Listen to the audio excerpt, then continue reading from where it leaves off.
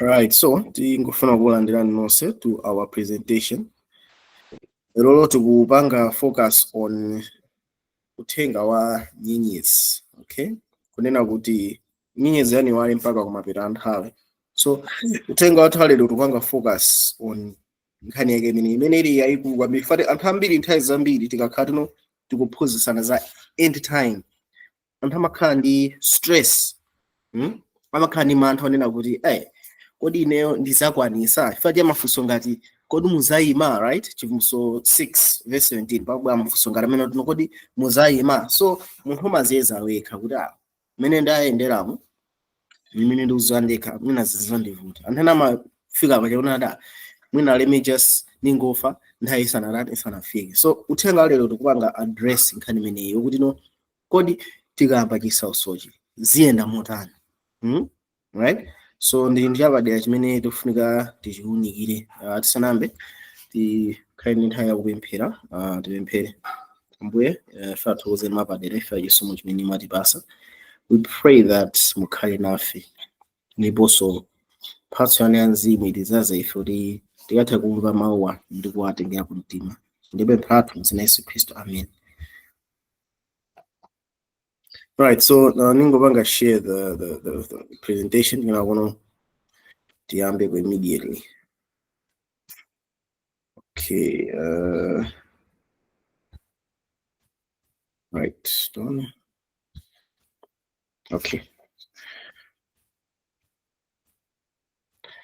Ndokubera lesa kuione. All right, so message murage ni nyenyezi yani wale kumapita nthawi, right? Okay, so tikuyambapo apa. Munthu mmodzi atiwerengere Luka chapter 11 verse 1 mpaka na 2. So verse imene tikamawerenga ifuna yankhe funso ili. Kodi Yesu pepereka pemphero imene anayipereka pemphero imene chifukwa chani? So tiwerengeni pa Luka chapter 11 verse 1 mpaka na 2. Verse 1. Ndipo kunali pakukhala iye pamalo pena ndi kupemphera, mmene wina wa ophunzira ake anati kwa iye, Ambuye, tiphunzitseni ife kupemphera monganso Yohane anaphunzitsa ophunzira ake. 2. Ndipo anati kwa iye, nenani, Atate, dzina lanu liyeretsedwe, ufumu wanu udze. So pemphero ili ndilofunika kwambiri. Ichi ndi chinthu choyambirira chofunikira kwambiri chimene Yesu anaphunzitsa pemphero. Anaphunzitsa pemphero anakuti akamapemphera ngati no Mulungu ndi Atate wawo, right? Mwina anthu ena zimatha kuwavuta kuti amvetsetse akamati Mulungu ndi Atate wawo chifukwa tino nthawi zambiri ngati anthu ambiri ku Africa makolo abambo a nyumba amakhala very distant. Amangobwera kakhale kulanga mwana kukwapula kapena mwina pakakhala fizi pakakhala chonsowa china yake ndo mazwati ndipita kwa bambo anga. Koma kuti no ukhale ndi nthawi yocheza ndi bambo ako zimene nthawi zambiri zimakhala zosowa makamaka ku Africa kuno. Okay, koma pakuti mupemphera muzipemphera Atate anga wakumwamba dzina lanu liyeretsedwe. So mwenje lena tikupita kwa munthu oti ndi kholo lathu. Okay, komanso choposa ameneyo ananati ufumu wanu udze. Now this issue ya ufumu itakhala tikuyikamba kwa nthawi yayitali, right? Ati ufumu wanu udani udze.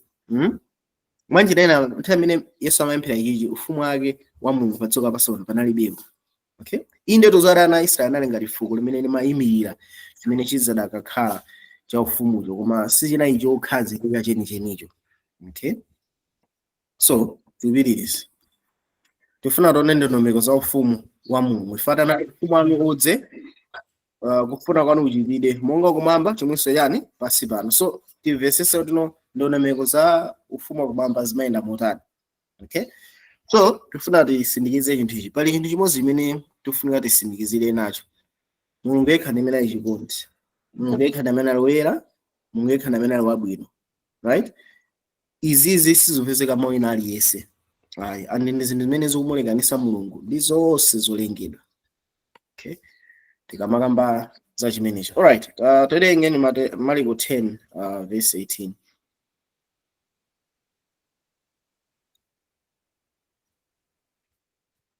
Ndipo Yesu anati kwa iye, Munditcha ine wabwino bwanji? Palibe wabwino koma mmodzi, ndiye Mulungu. Yeah, so kula amene anabwera kulamphunzitsa wabwino wabwino ndi mmodzi ndiye Mulungu. Manje lena amafuna amuonesere unawo kuti the only nature chikhalidwe chokha chimene chili chabwino ndi chikhalidwe cha Mulungu basi. Divine nature yokha imene ili yabwino pa yokha. Okay, so tikamakamba za ubwino tukamba zachani za Mulungu, right? So icho nchintu chimene anthu osafunika amvesese. So umulungu wokha pa okha popanda lamulo, popanda kukakamiza, popanda kuuza, umulungu ndi state yokha imene makhala yabwino popanda china chilichonse. Okay, chinanso chimene chimalekesera Mulungu ndi ena onse ndi 148. Verse 8. Iye osakonda sazindikira Mulungu, chifukwa Mulungu ndiye chikondi.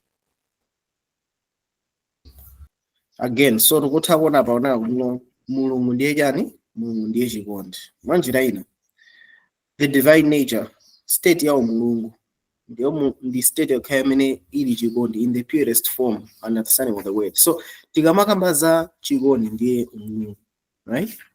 China chomaliza chimene chimalekanisa Mulungu ndi zonse zimene analenga ndi ichi. Chivumbulutso 15 verse 4. Verse 4. Ndani adzakhala osaopa ndi olemekeza dzina lanu Ambuye, chifukwa inu nokha muli oyera, chifukwa mitundu yonse idzadza nidzalambira pamaso panu, popeza zolungama zanu zidaonetsedwa.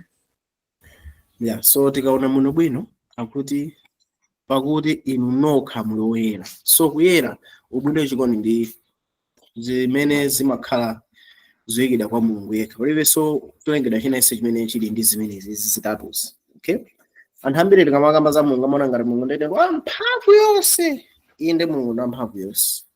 Wana amakhulupirira kuti Mulungu ndiye wanzeru zonse. Inde Mulungu ndi wanzeru zonse, right? Komano tingotera yonchi ife ndi Satana wamphamvu kwambiri ndani. Obviously ndi Satana fani ngero, right? Ife ndi Lucifer wanzeru kwambiri ndani. Iyeyo obviously fani ni nani? Ni ngero, right? So tikalengera ma attributes tona dino Lucifer ndoti ali closer ndi Mulungu, tikapanga define Mulungu ni mphamvu yonse. Tena tikapanga define ndi Mulungu ndi kuziwa, right? So zimene sizikulekanisa Mulungu ndi ifeyo, koma pali chinthu chimodzi chimene chili divine ndi chikondi, ubwino ndi kuyera. Izi zimene zimalekanisa Mulungu ndi zonse. So ngati Mulungu ali ndi zimenezi zindeti ndi khala amene aloyenera kuti akhale pa mpando waufumu kulamulira konse, right? Pano pati kuthamangira kuzisankho mu September. So anthu akwana marene nali nimeti akuona rai awapala awazikutani, right?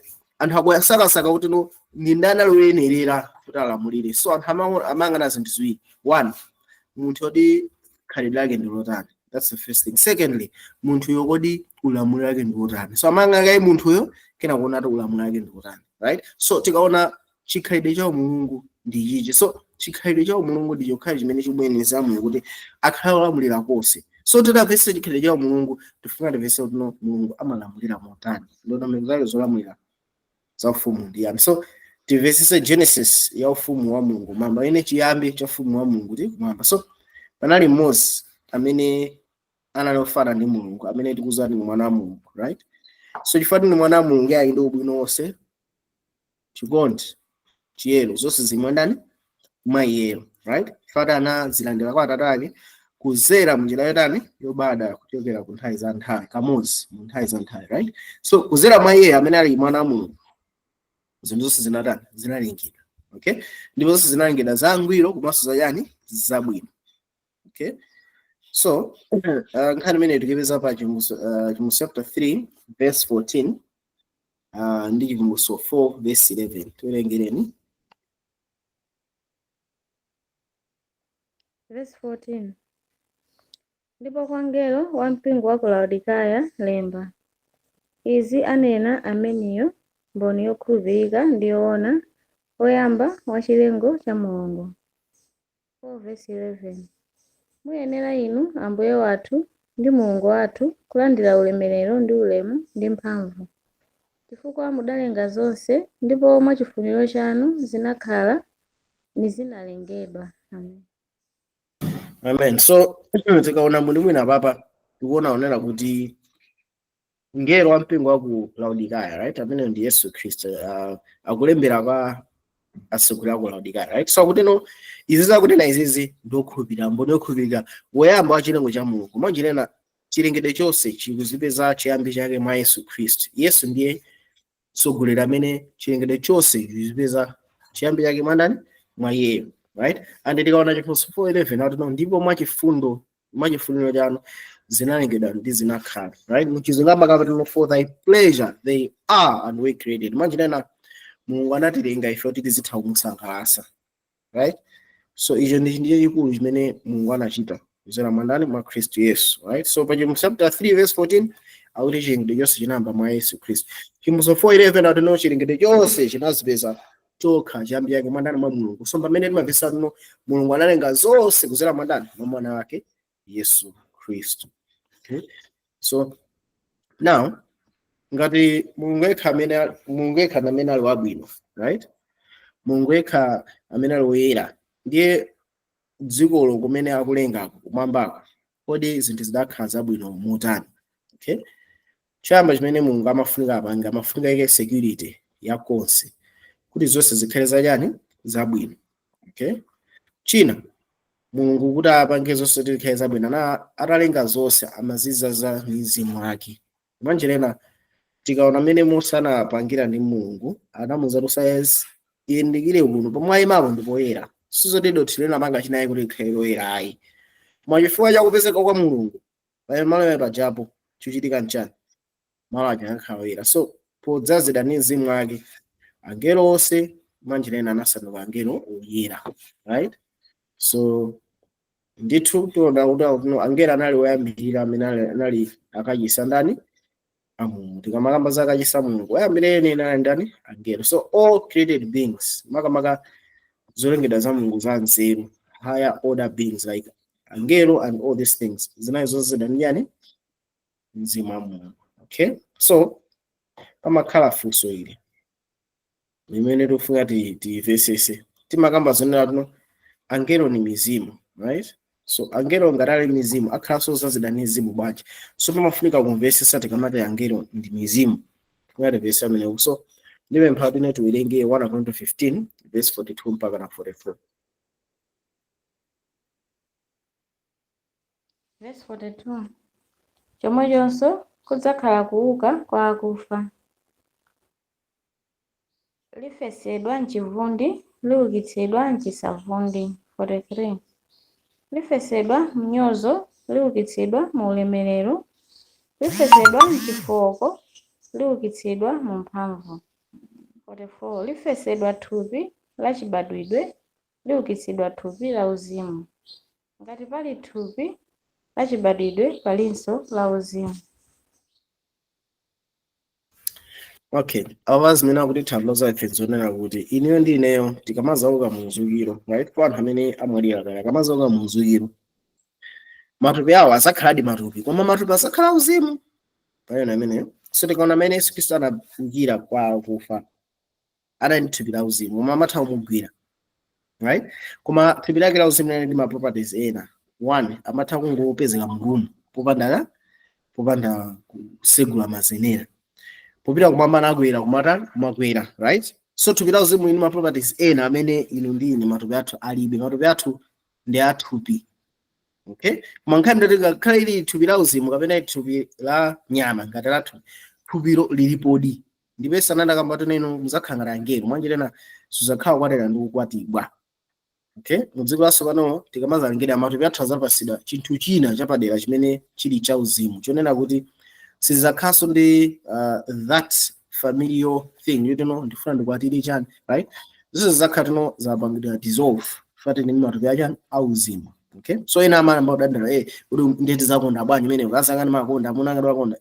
Listen, tisakhala kuweruza zimene Mulungu atikonzera chimene chizari mudese nthawi imeneyo ndi zimene zimanogolesa abasi wati pano pa. The most important thing is kumwambako chinthu chikukuposa zonse ndikukumana ndi ndani ndi amene anatikota. So anyways ndapanga sa track a little bit but chimene tikukamba panchonena kuti ifeyo tikuzowa nena kuti angelo ndi matupi awo ndi auzimu. right? Even angelo atabwera anadya nyama atakumana ndi Abraham, right? Anamwa I think zakudya zimene baja atapita kwa Lot atachita ari kumphira Lot zanja manje ena ngakhale ali ndi matupi awo zimsuzoti ndi zinthu zongoyandama, okay? Sizoni ndi zinthu zoyandama ali ndi form ali athagwirika, so ife tikamaza khala ndi matupi awo zino tizakhalanso anthu okuti no akwezedwa inde. So tikamakambata angelo ni mizimu yake pa Hebrew chapter 1 verse 7 ndi 14 tizoona ali ndi form, right? Ali ndi zimefana ndi matupi auzimu, ali ndi thupi la uzimu. So that's why tikuona tuno angelo nayo zozena nyani ndi mzimu wa Mulungu, right? So chimene talichosa out of the way tipitirize, okay? Ndimafuna kupanganso comment pa Mulungu kunena kuti angakhale Mulungu yonso aliso ndi thupi la chani la uzimu. Ndingafotokoze motani. Stefano akugendedwa atanaona kutiko anaona Mulungu ndi pa dzanja lake lamanja Yesu Khristu atayimirirapo, right? Tsanzo anaona awiri osayanira matupi auzimu, okay? So tikapitiriza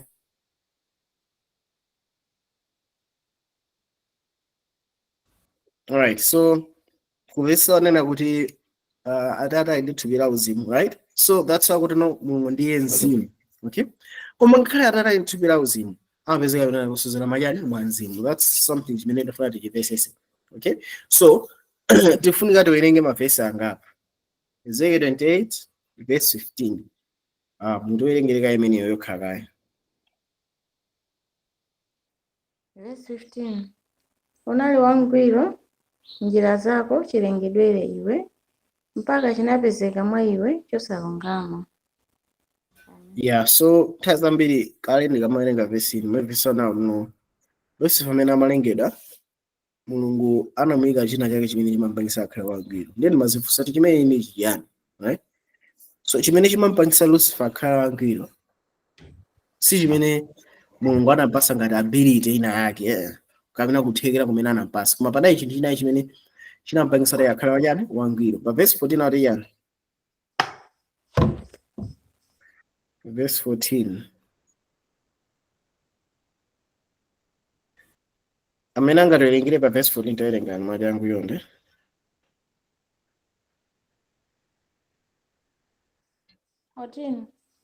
Unali kerubi wodzozedwa wakuphimba ndipo ndinakuyika.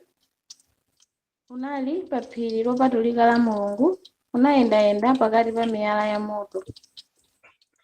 So apa uruza fenatino atanali kerubi otani wozozedwa, right? So mawu tikuzodzawa izwa una akukamba za mzimu wa Mulungu. So Lucifer nayi ndithu ndi udindo. So tikamaona maudindo a m'Bible mafunga zozedwa. So anali kerubi wozozedwa wakuphimba, right? So chimene chinampangisa kuti iyeyo akhale wangwiro, ichi chinampangisa kuti akhale wangwiro ndifati anali otani wozozedwa. So kuzozedwa ndi mzimu wa Mulungu ndi umene unampangisa Lucifer akhale ndi ungwiro, okay? So zonse zimene timaziona mwa Lucifer ubwino ungwiro wake perfect, eri zimachokera pa fact yonati anali otani wozozedwa ndi mzimu wa Mulungu, okay? So tikaona even pa Machitidwe 10 verse 38 tino za Yesu wa ku Nazareth kuti Mulungu anamzuza iye ndi mzimu woyera ndi mphamvu. So tona tino Lucifer pachiyambi, not only Lucifer komanso angelo onse anali wozozedwa ndi mzimu wa Mulungu, okay? So chifukwa choti mzimu wa Mulungu unazoza iwo anali angwiro ndipo sanali yani anali abwino. So wina amene amatowerengera apanga live. So ndiwe mphato munthu ina atowerengere. So tipange machawe Ezekiel 28 verse 18 tawerengeni pa Ezekiel 28 verse 18. Amene angawerenge chonde tapanga ndiyawe.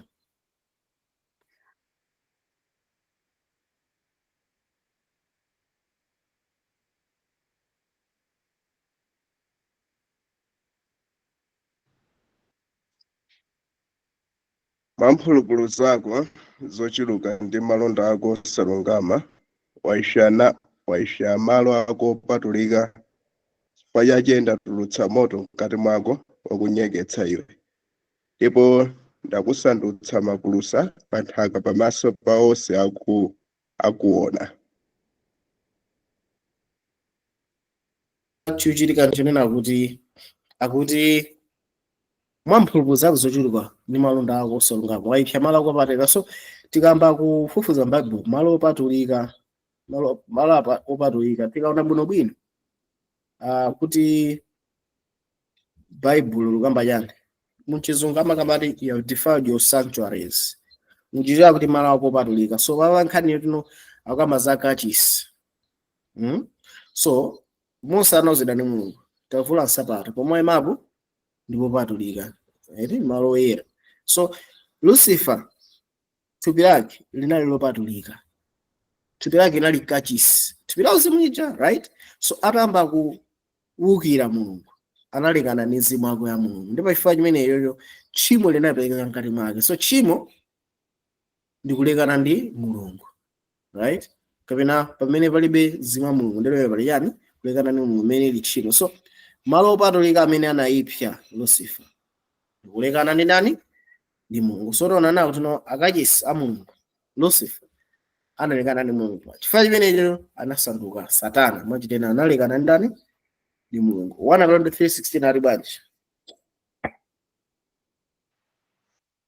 Kodi mudziwa kuti muli kachisi wa Mulungu ndi kuti mzimu wa Mulungu agonera mwa inu? Yeah, so tona nawo tino akuti kodi simudziwa. So ifeyo mene timalengedwa anthu gulu la anthu nafeso ndife akachisi a ndani? A Mulungu. So chinthu chikakachisi a Mulungu mzimu wa Mulungu umagonera muti? Umagonera Mulungu. So manjenera tikaona muno mwino ndoti mzimu wa Mulungu umakhala kale mwa ndani? Mwa ifeyo. So mzimu wa Mulungu umakhala mkati mwa iwo amene ali akachisi a ndani? A Mulungu. So chinthu chimene tifunika tichitani? Tichilandire, right? So timakamba indeza nzeru zimene Lucifer anapasidwa, right? So ine ndikakhulupirira no panali nzeru zina zake zimene Lucifer anachita kulengedwa nazo special inde imene nchiona komano tifunika tipitirire ndi kudusa chimene ichi. Chifukwa tino tikamakamba za nzeru pali chinthu china chimene Bible imatoza ati chiyambi cha nzeru ndi chani. So tiwerenge pa Ezekiel 28 verse 12 ndi Miyambo 9 verse 10.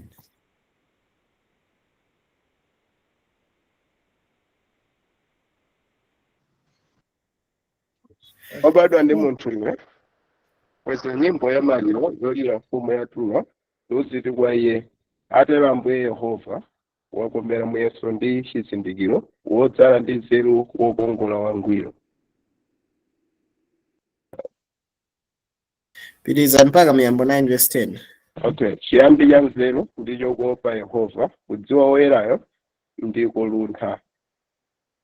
Yeah, so akamba za obadwa ndi munthu iwe. So tikawerenga Ezekiel 27 amakamba za mfumu yakutulo, right? Mfumu yakutulo ina mfumu yoyipa. So Bible inankhwisa ntchito ngati template kuti amfotokozere Lucifer, just like kuti pano yatsopano amagwisa ntchito anthu ngati Solomo kufotokoza za Yesu. Kapena anthu agwisa ntchito nkhosa kufotokoza za Yesu, right? So ababa anagwisa ntchito mfumu yakutulo kufotokoza za ndani? Za Lucifer. So akutino mfumu amene ali Lucifer, right? Atatero Ambuye wokomera muyeso ndi chizindikiro wodzala ndi nzeru. So tikamakamba za botolo ilili tikana botolo ili ndi madzi ndikafika sababa sindingaonjezere Yesu ndati botolo ladzala ndi madzi, right? So Lucifer anali ndi wodzala ndi nzeru, okay? So pa Miyambo 9 ikutoza ife no chiyambi cha nzeru ndikuopa yani? Yehova. So chiyambi cha nzeru ndikuopa yani? Yehova. So chifukwa Lucifer anali ndi mzimu wa Mulungu anali ndikuopa Yehova, osati kuopa kumutha komano kupereka ulemu kwa ndani? Kwa kumene kunali mwa Yesu. So tiona sati no kudziwa woyerayo ndi kuluntha. So Mulungu anali ndi Lucifer anali ndi chiziwiso yapadera kudziwa. Tikaona kudziwa sometimes just intellected. Tikaona mu Eden, after Eden atachosedamo Adamu ananza wakazi wake ndipo anakhala ndi mwana Kaini. So tikaona kudziwa kumene kwamba kwa ubale weniweni. So Lucifer anali ndi ubale wapadera ni nani? Ndi Mulungu. Fana mzimu wa Mulungu anali mwati mwa ndani? Mwa iye, okay? Apapaso tikamaonaso. So sitiwerenga Ezekiel 28 tiwerenga kale koma tingowerenga pa Masalimo 96 verse 6 ni 9. So apapa timaonaso za maonekedwe a Lucifer. So ine nikapanga focus ambiri tinoye Lucifer ndi golide, silver, topaz, diamond, beryl, chani. So mangu vanga focus muno akamando sifana yokongola ndi zimene zikumano ma Psalm 96 verse 6 ndi 9 akuti yani.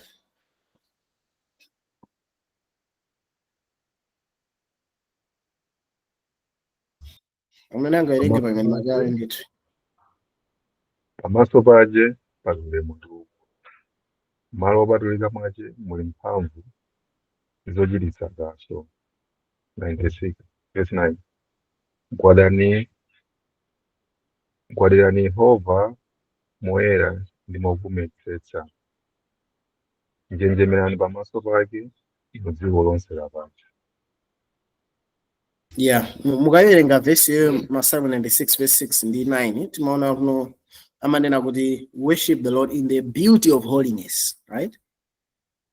Gwadirani Yehova ndi mokomesesa, maoto okomesesa ndi beauty, right? So tikuona kuti no tikambakamba za Lucifer kuti no anali wokongola maso angwiro. Chimene chimapangitsa akhale wokongola maso angwiro ndi maonekedwe ake amene anali otani achiyero, right? Ningo pasani kisanzo usiku watu kuna asikana awiri mene tinkamba first yona asikana nake andakanga kuti ndokongola right anandikhalira labwinonso right anakhala muchimirira mpaka anamaliza zaka 4 kuganize college yonse university mwina right tili second year kunabwa asikana wina right amene yeso ananamba kugomera ndokongola yani kumasana aduse miyezi ifayana antanamba kugona naye yani right antosena siyana so anthu anasiya kumona sono ndotando so china chimene chimamangitsana munthu akhale wokongola sikungooneka kwa nkhope yake ayi komanso khalidwe yani la munthu amati khalidwe ndi chuma. So tikamakamba za maonekedwe a Lucifer chimapangitsa akhale wokongola ndi chiyero chimene chinali mkati mwa ndani mwa iyeyo right. So tikaona munthu mwina zonse zimene anali Lucifer, nzeru, maonekedwe, ungwiro, zonse zichokera kwa Mulungu. Chifukwa ziwa Mulungu mkati mwa iyeyo ali ndi chidziwitso chimene nzeru ili kuopa ndani Mulungu. Chifukwa no zimwa Mulungu mkati mwa iyeyo ali ndi maonekedwe right okongola kupembedza Mulungu mukongola kwa ulemerero right mwachiyero right.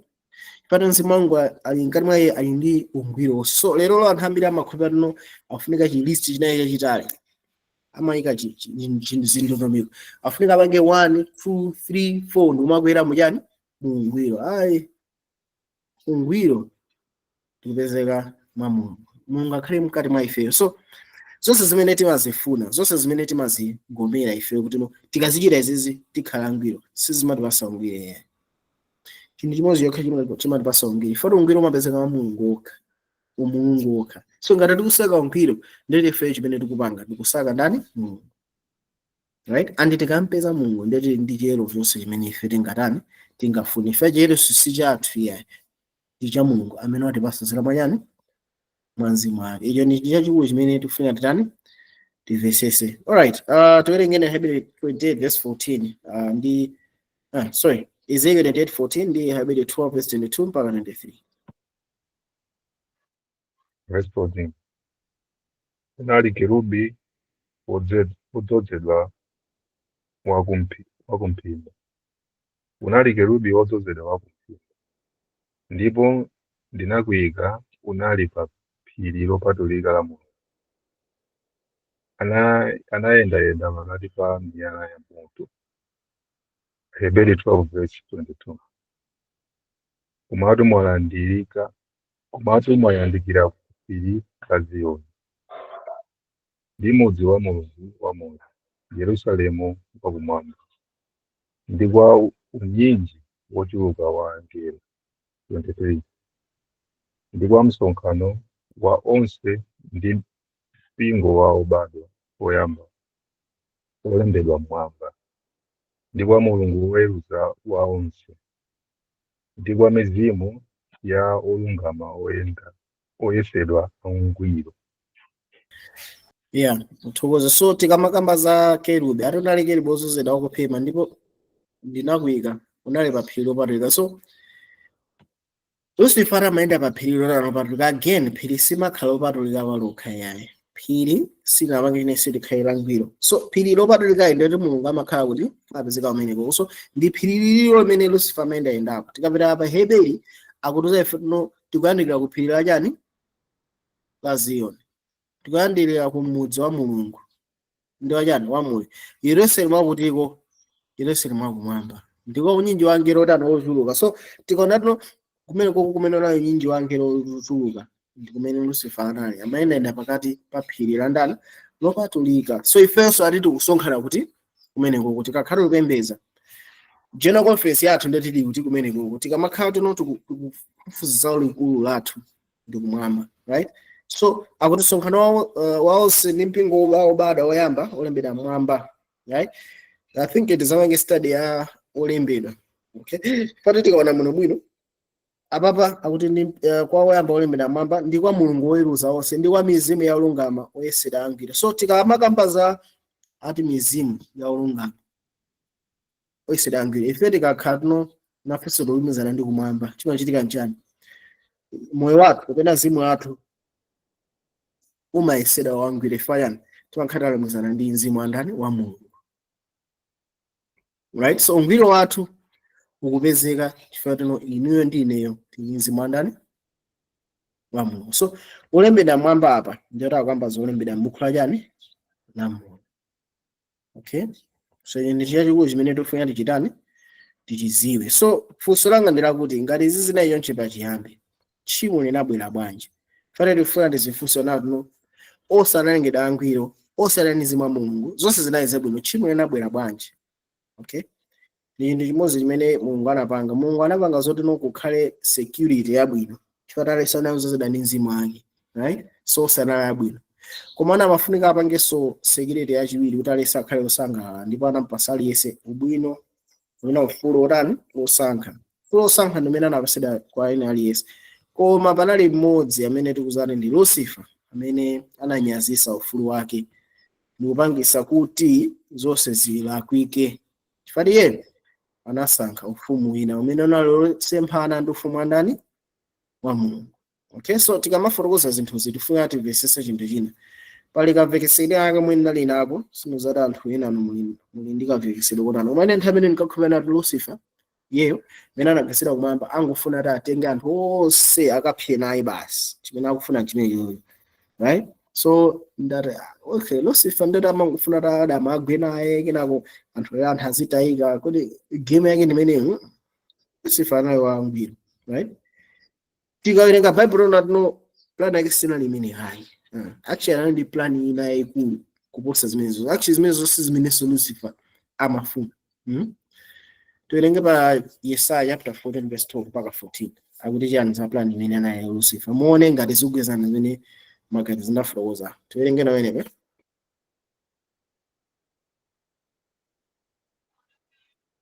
Wagwadi kuchokera kumwamba iwe nthanda mwana wa mbanda kucha wagwetsedwa pansi iwe wolefula mitundu. Ndipo iwe unati mu mtima mwako ndidzakwera kumwamba, ndidzakweza mpando wanga wachifumu pamwamba pa nyenyezi za Mulungu. Ndidzakhala pamwamba pa mapiri pa phiri la Khamu malekezero akumpoto 14. Ndidzakwera pamwamba pa mitambo, ndidzafanana ndi wa mwamba. So tikaona zimene Lucifer afuna apange zonsezi chimene akufuna kwambiri afuna afanane ndi wachani mwamba. Lucifer chimene afuna sizoti afuna akaonongeka akaphe ayi zimenezo ndi maganizo a anthu. Chimene akufuna kwambiri afanane ndi wachani mwamba. Chimene akufuna ndi chimenecho. So chimene iye akufuna ati ndidzakwera kumwamba ndidzakweza mpando wake wachifumu. So tikamakamba za mpando wachifumu, mpando wachifumu uwu mene akuti azakweza iye mpando wachifumu makhala olumikizana nthawi zonse ndi chani ndi ufumu. So panali ufumu umene Lucifer amalonjeza umene anawayambisa umene umasusana 100% ndi ufumu wa Mulungu. Manjena ufumu wa Lucifer uwu tumakhazikikapo kuti mzimu wa Mulungu ukhale mwa iye ndi ukhale wangira ayi. Unayi ufumu umene ali ndi ndondomeko zina zimene yothu akhaso angwiro kumupopanda Mulungu. Chimene amapanga Lucifer ndi chimenechi, and this is where anagwa nacho chifukwa chokuti ndizosatheka tu upange ungwiro popanda Mulungu. sunganena ta ine ndizidya zakudya zina zake specific ine ndikhala angwiro, kapena ine ndizikhala kwina kwake ndeti ndikhala angwiro, kapena ndizigwira ntchito ina yake ndeti ndikhala angwiro.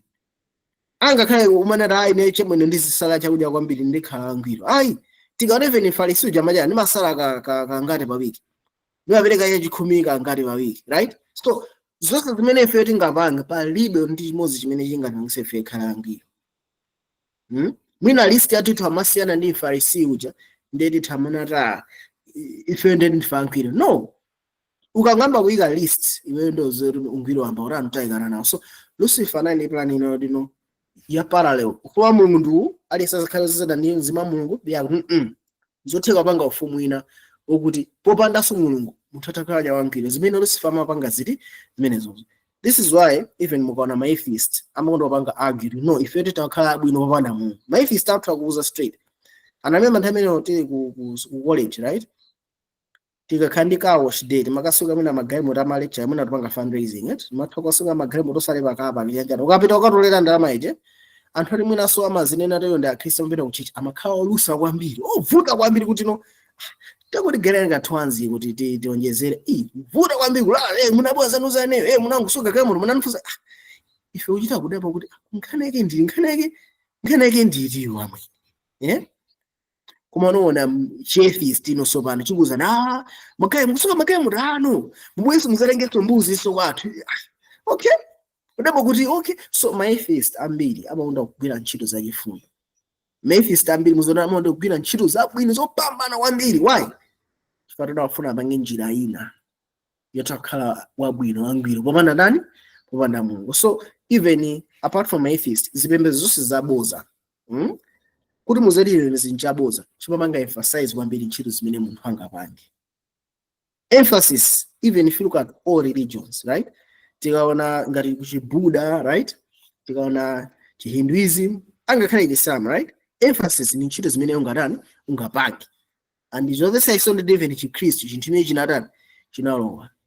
Emphasis ndi chimene ungapange. So chimene chicholakwika. So tofuna verse so ifado lose famata ufumu wakeyo atazaurani uzakhala pamwamba pa nyenyezi za Mulungu.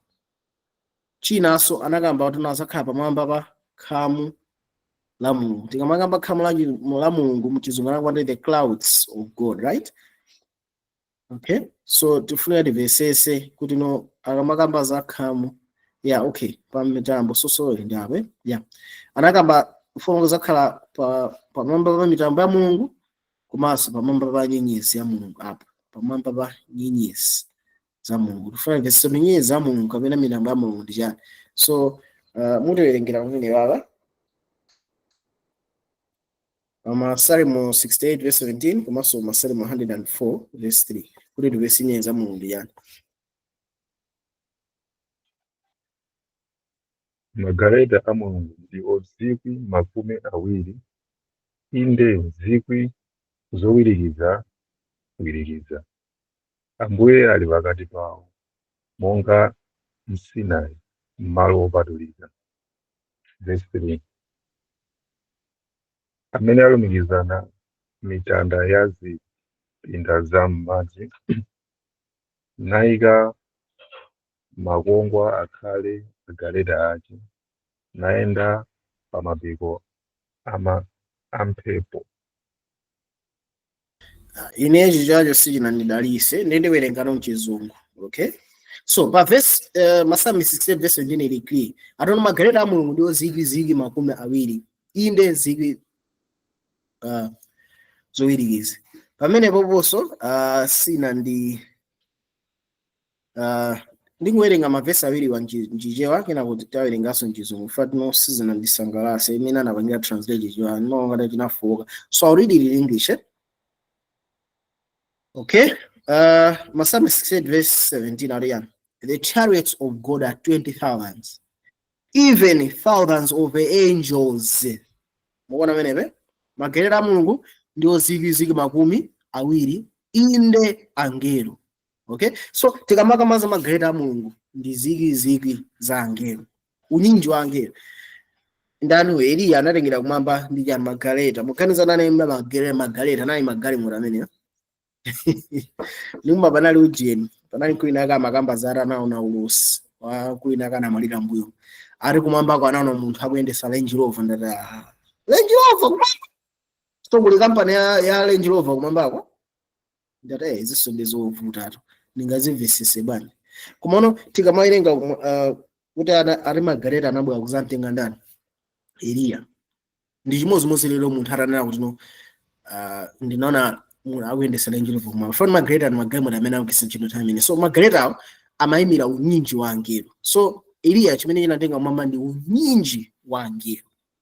Okay, I think I hope pavike ndilipite ku Masalimo 104 verse 3 nchicha mususana ndidalise so chifukwa tuno anaphonya the main essence ya verse Masalimo 104 verse yake ndilenga sanchizo ngato who lays the beams of his chambers in the waters, who makes the clouds his angels. Pamene who makes the clouds his angels. So tikapanga masamu tivesa onena kuti angelo ni magaleta 1. So equation 1 angelo ni magaleta, equation 2 angelo omweyo ndi mitambo. Okay, so titakupanga onena kuti tikapanga masamu yeti pamene baba tikaikunga buno bwino ndo nana kuti okay ningwerenga bwino bwino who lays the beams of his chambers in the waters, who makes the clouds his chariots. Okay, so nana kuti angelo ndi magaleta komano magaleta omweyo ndi mitambo. Okay, angelo ndi magaleta, right? Magaleta ndi mitambo. So nana tongopanga iko zuti angelo akuyimira magaleta maso akuyimira mitambo. Ningopasani misanzo Yesu atata akwera baba Machitidwe chapter 1 ati mitambo ya mitambo inatani inamulandira. Mitambo inamulandira ndi mitambo yeneni yoyera itikwizwa mitambo imene amulandira ndi angelo, unyinji wa angelo. Ati Yesu akamazabwera atazabwera ndi ulemero wake ndi mitambo yakumwamba. Mitambo imene ndi iti angelo, right? So tikamaona Lucifer apapa tikabwerera pambuyo apa Lucifer akuti atiyo ndipo unati mtima mwako ndizakwera kumwamba, ndizakweza mpando wakachifumu. So Lucifer nani mpando wakachifumu? Mpando wakachifumu unali amatukweza kuti ati uzakwera pamwamba pa nyenyezi za Mulungu. So yeyo amaona kuti nyenyezi za Mulungu ndi zorani? Nyenyezi za Mulungu ndi angelo a Mulungu amene aini mzimu mkati mwawo. Okay, so yakuthandiza kuti no, ine ufumu wanga ndikukhazikisa ukhala pamwamba kapena ukhala higher, right? Pamwamba pa ufumu wa Mulungu umene uli mkati mwa ndani? Mwa angelo, right? Ndio akapenda ndizakweza pamwamba pa mitambo. So panjina ndikamakamba za mitambo imasunga madzi. Mitambo ni chimene chimasunga madzi. Ku geography very simple. Evaporation madzi aya akwera ngati utsi. Akakwera mwamba madzi aja amazauma amapanga mitambo. So tikamakamba za mitambo ndi chimene chinyamula madzi. So angelo ani mitambo imene ndi zima Mulungu. Madzi amamira zima Mulungu pa Yohane chapter 7 verse 38 mpaka na 39. Madzi akombira mitambo. Yohane 7 verse 37 mpaka 38-39, right? So Lucifer tuno ineyo ufumu wanga ukhala waukulu kuposa kuzazira ndi chadi zima Mulungu. That's why madaba tuno munthu amene akukhazikisa kwambiri legalism suza mumva kuti munthu iye akukamba za mzimu woyera ayi. Samakamba kuzazira ndi mzimu woyera ukamba kuti no mubale simusa mwaso bana ayi. Chimama akalimpikira sili kuchita bwino. Asikuiti konzeso, right? Where is kuzazira ndi mzimu woyera? Inde sizo sili kuchita bwino inde tikonzesa inde komano chimene chiti chambira kuposa sizo ndiyani kuzazira ndi mzimu Mulungu, right? So chipembedzo chinense chimene chimakhazikisa kwambiri ntchito za munthu chimakhati chikuchepesa mzimu wa Mulungu, right? So imene chimene Mulungu amapanga Lucifer masusana ndi ufumu wa Mulungu chimene amapanga tikawerenga Bible. Lucifer samapanga ine ndaunongeka basi ningotenga angelo tonse ningomwazika tibalika imene ndi maganizo a anthu. Chimene Lucifer afuna apange ufumu wosusana ndi ufumu wa Mulungu ndipo wake ukhala pamwamba farake uyenera ndondomeko zina. So tifuna tivesesa tuno tikamakamba za ndondomeko za ufumu wa Lucifer zinayi zotani. Okay, so pachifukwa panayi zinthu zoteni Mulungu anapanga chinthu chinayi chimene only the creator atha kupanga. So chimene Mulungu anapanga anasankha kuti alenge anthu mchifanizo chake kuti mukulengedwa kwa anthu awa achina Lucifer ndi konse kumwamba kumvesa. Chopano angakhale zinayi chonje Lucifer anasiya malo ake ngati keri bakuphimba, right? Koma amayenda course. So mulungu anasankha kulenga munthu chifanizo chake. Okay? Now chimene ndikanene ndi ichi. Ma presentations ineni malemba ambiri kuti tizipanga prepare. So pamatha pazati palimene pali funso lina lake, mwina anthu afunsa ku group cha ndeni matha kukali sintha phunziro lija kuti lifanane ndi yankhe zimene ziyazo, right? Mulungu anali ndi plani kale, he's a creator. And sindikhulupirira ndatuno chifukwa chipulumutso chikazakhale chamalizika tapita kumwamba tabwerako ndeti mulungu asiya kulenga ayi. After zaka mphatho andati mulungu azalenganso dziko lino latsopano. Tikhulupirira tuno even after amene azakhala kulengabe zina. Right?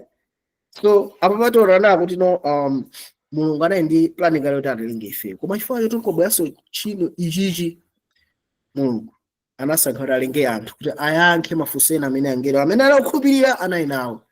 So towerenga 1 Corinthians chapter 11 verse 3 mpaka na 9. Muwerenga amenewo 1 Corinthians 11 verse 3, 8 and 9. Muwerenga amenewo yokha towerenga ine.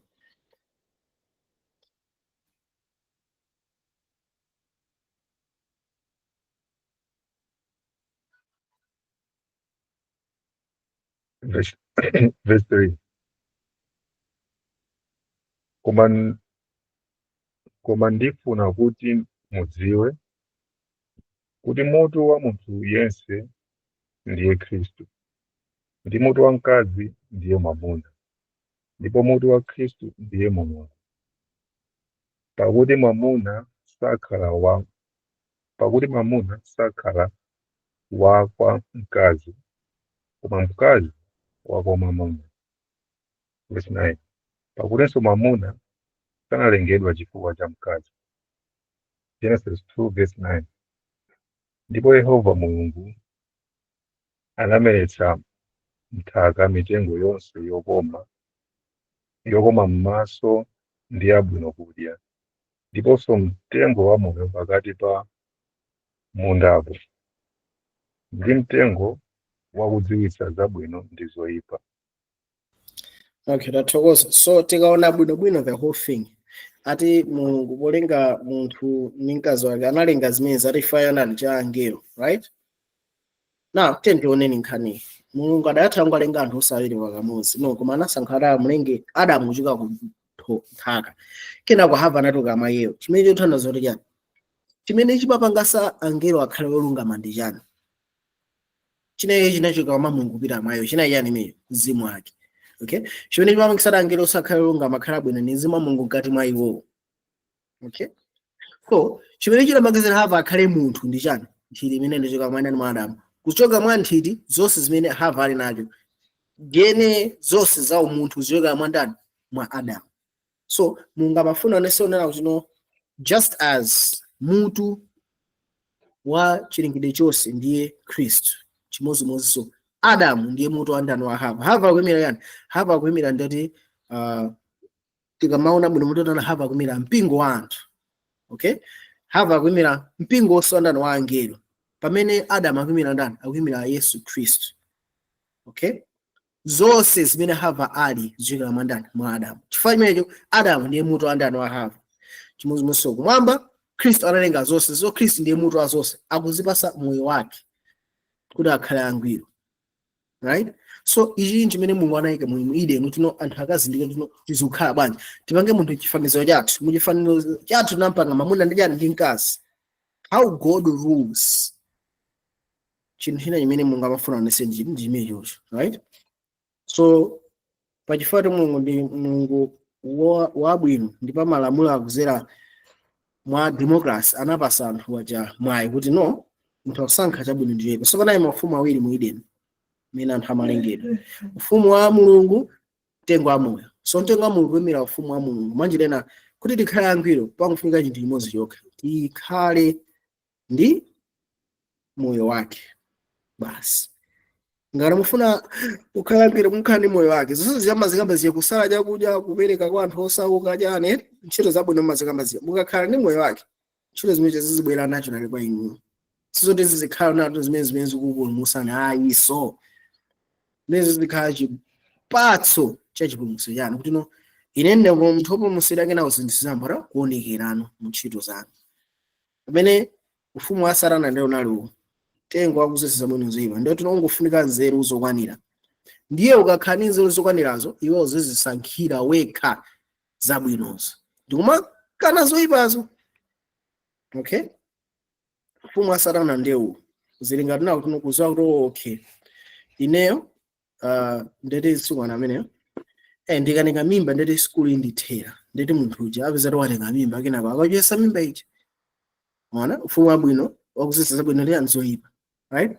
Ene nyamara akanika kuzigwira ndotero azigona ndi anthu kumazinera ndikuziteteza. Muona? So yeyo chimakuopa ndi matenda osati khalidwe loyipa imakupanga. So ufumu wa zabwino ziwa umakhanga lupanga advance chinthu chabwino koma noma chosapa Mulungu pakati pa iwo. Right? That's why anthu amadabwera komatu akupanga zinthu ndani komatu ndi ophunzira. Why timanati komatu ndi ophunzira? Chifukwa timakhulupirira kuti munthu akaphunzira azitha zisankhireka zabwino. So umeneyo ndi ufumu wa ndani wa Satana. Okay, so tikaona muno bwino ufumu wa Mulungu anakhazikitsa Adamu ndi Hava onse anapangitsa kuti akhale abwino ifane mzimu wa Mulungu ali mwa iwo. So terenga Masalimo 143 verse 10, Genesis 1 verse 31.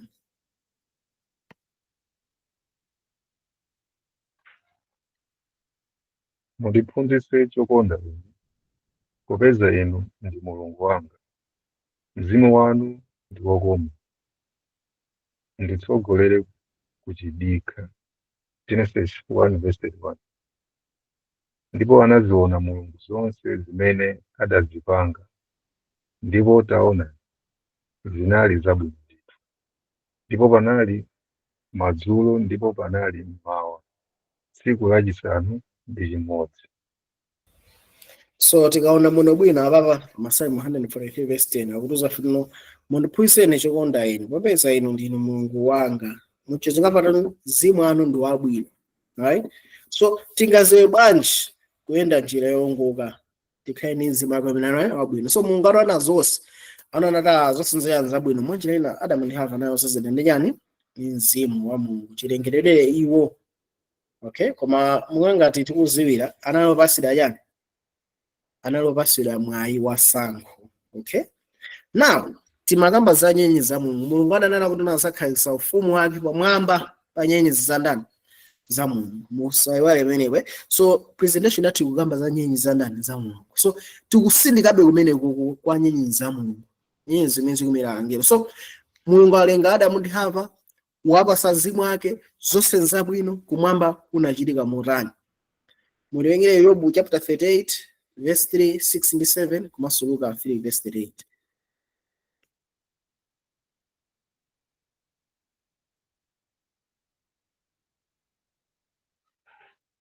Yobu 38 verse 3.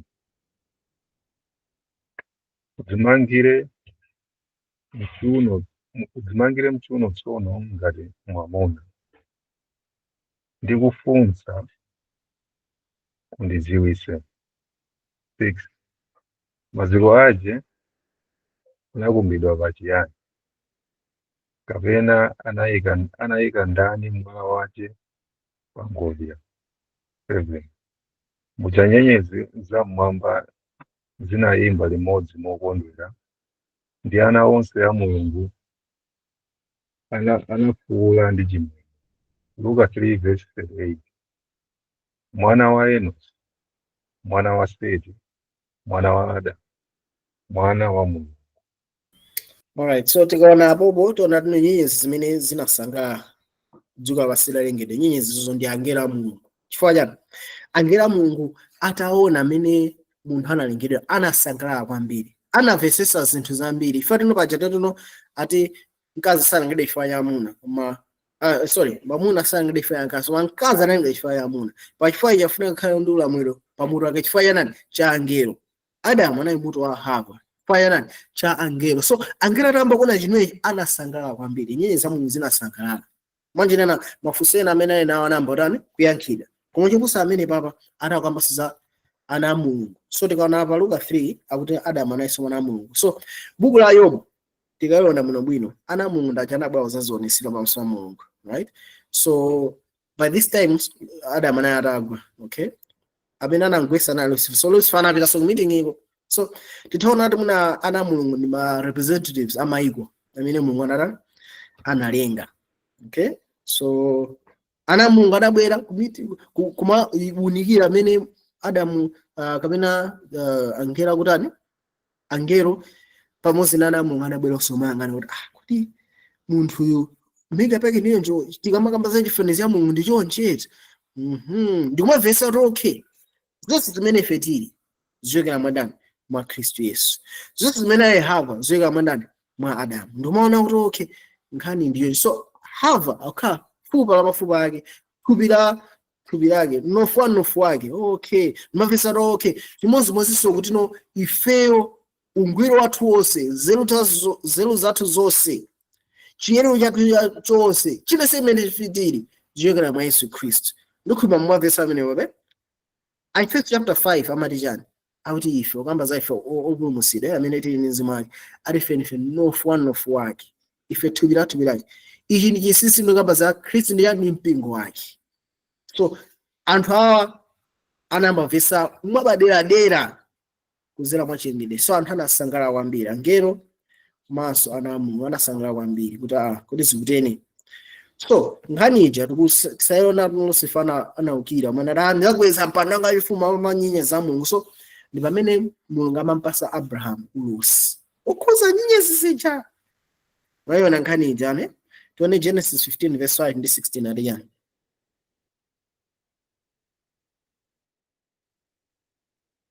Genesis 15 verse 5. Ndipo ndidzayika udani pakati pa iwe ndi mkazi, ndi pakati pa mbewu yako ndi mbewu yake, ndipo idzalalira mutu wako, ndipo iwe udzalalira chidende chake. Verse 16. Kwa mkaziyo ndipo anati, ndidzachulukitsa kusauka kwako, ndipo tenga mimba pako, udzasauka pakubala, udzakhumba mwamuna wako, ndipo iye adzakulamulira iwe.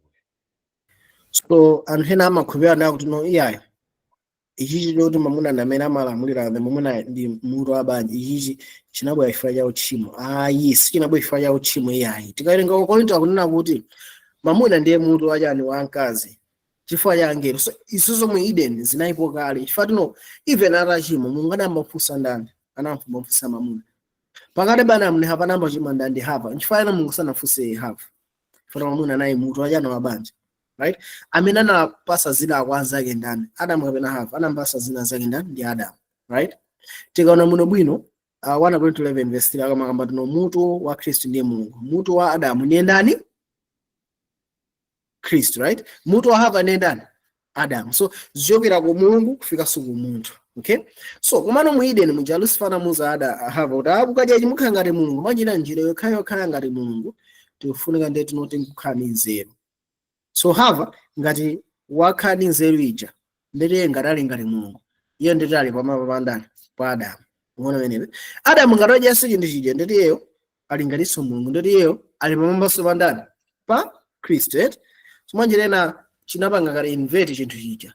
Mano pamene abwesa chipulumutso akhala ngati akuzibwezesa zinthu zija. No, iwe Hava mwamuna amene azakulamulira ndani? Ndi uyuyu.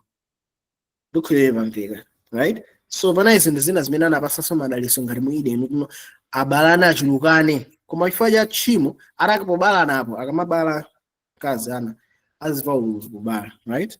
So Genesis 15 verse 5. You see Genesis 15 in Genesis chapter 3.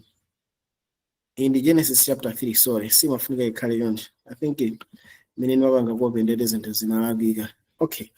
So ndore amene kumabe ni fundo zofunika kwambiri. So chipulumutso chitadza pa nthawi imeneyi, right? Panabwera ndithu plan yoti no, munthu ndi ndani? Ndi Mulungu. Sadzakhala olekana naye. Komando udani udzakhala pakati pa njoka ndi chani? Ndi Lucifer. So amene ndi alipo amene ndi Babula ijewa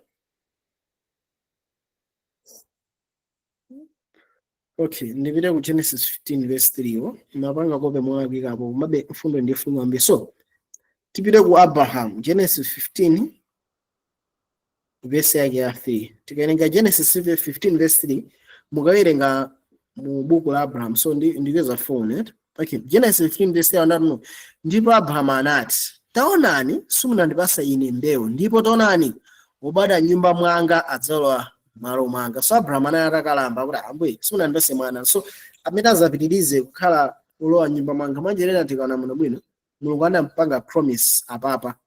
Analonjeza wanani kwa Hava kuti no mwana wako ndi amene azaphwanya mutu ajani wanjoka manjena ndondomeko zonse za Lucifer zaona sadani nzaboza kuzira mwa mbewu imeneyi. So mbewu imeneyo inayi mwana alonjeza Genesis 3 verse 15. Koma Galatia 3:16 ambapo no mbewu yo ndiye ndani ndiye Kristo. So analonjeza yo so lonjeza lejali zata kindaso ndi ndani Abraham. Manjena kuzira mwa Abraham mbewu imene ali Yesu amafunika abadwe. So Abraham akuti when ndu kalamba mwana sumndipasa. So Abraham anayi concern. So amuzati no Mulungu anamankhata ayi mwana wako azachoka mchunu mwako. Okay, so tiwerenga pa verse 16 ali yani tikawerenga kodi ndi bayani pa sorry ndipo wadi. Okay, so pa Genesis 15 verse yake jana ndi pa verse 6. Okay, ndi pa verse 5 but no ndipo anatulusa kunja. So ndi pa Genesis 15 verse 5 tiubirira limoze. Genesis 15 verse 5 tufunika teni mpaka 6 mupe pa verse 5. Genesis 15 verse 5 no ndipo anatulusa iye kunja. So Mulungu anatulusa Abraham kunja muone nati tayanga natu kumwamba uwerenge nyenyezi ngati ukhoza kuziwerenga zimenezo. Ndipo anati kwa iye zoterozo zidzakhala mbewu zako. Verse 6 mupabe. Ndipo anakhulupirira Yehova ndipo kunayesera kwa iye chilungamo. So Mulungu anatulusa Abraham panja anamuza Abraham tawerenga nyenyezi za kumwamba. Abraham ana obviously sungathe kuziwerenga. Anamuza kuti ine ndizachulukitsa mbewu yako izakhala nyenyezi zakuti za kumwamba. So timozaona kuti no Abraham ndamene anabala Isaac. Isaac anazabala Yakobo. Yakobo ndamene anakhala na mafuko 12. Mafuko 12 ana 12 ndamene anasanuka mafuko 12 anaja ana Israeli, right?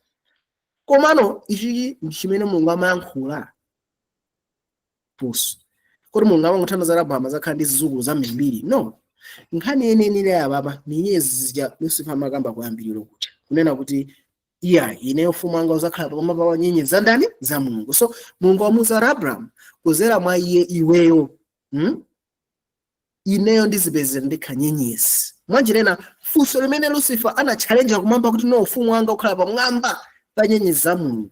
Mulungu aonesera kuzera mwa anthu kapena aonesera kuzera mwa mbewu ya Abraham kunena kuti Mulungu anthu ake ndi amene atakhale anthu aufumu wa pamwamba poposa ndani pa Lucifer. Ndikho yeyo pavika makosana. So ndikamakamba za nyenyezi anthu ambiri amangothera kuti ayi nyenyezi zimene Mulungu analonjeza ndi fuko la ndani la Abraham. So tuwerenge pa Deuteronomy 1 verse 10 ndi Deuteronomy 10 verse 22 tuwerenge nayo.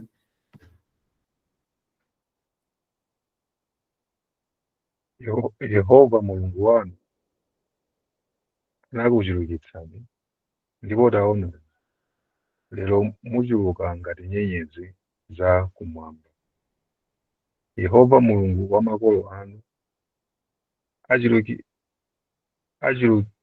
achulukitsire chiwerengero chanu cha lero cha 1,000 nakudalitsani monga iye ananena nanu.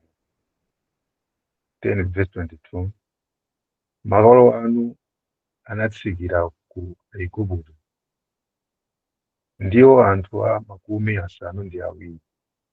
Ndipo Yehova Mulungu wanu anakusandulizani tsopano muchuluke ngati nyenyezi za kumwamba.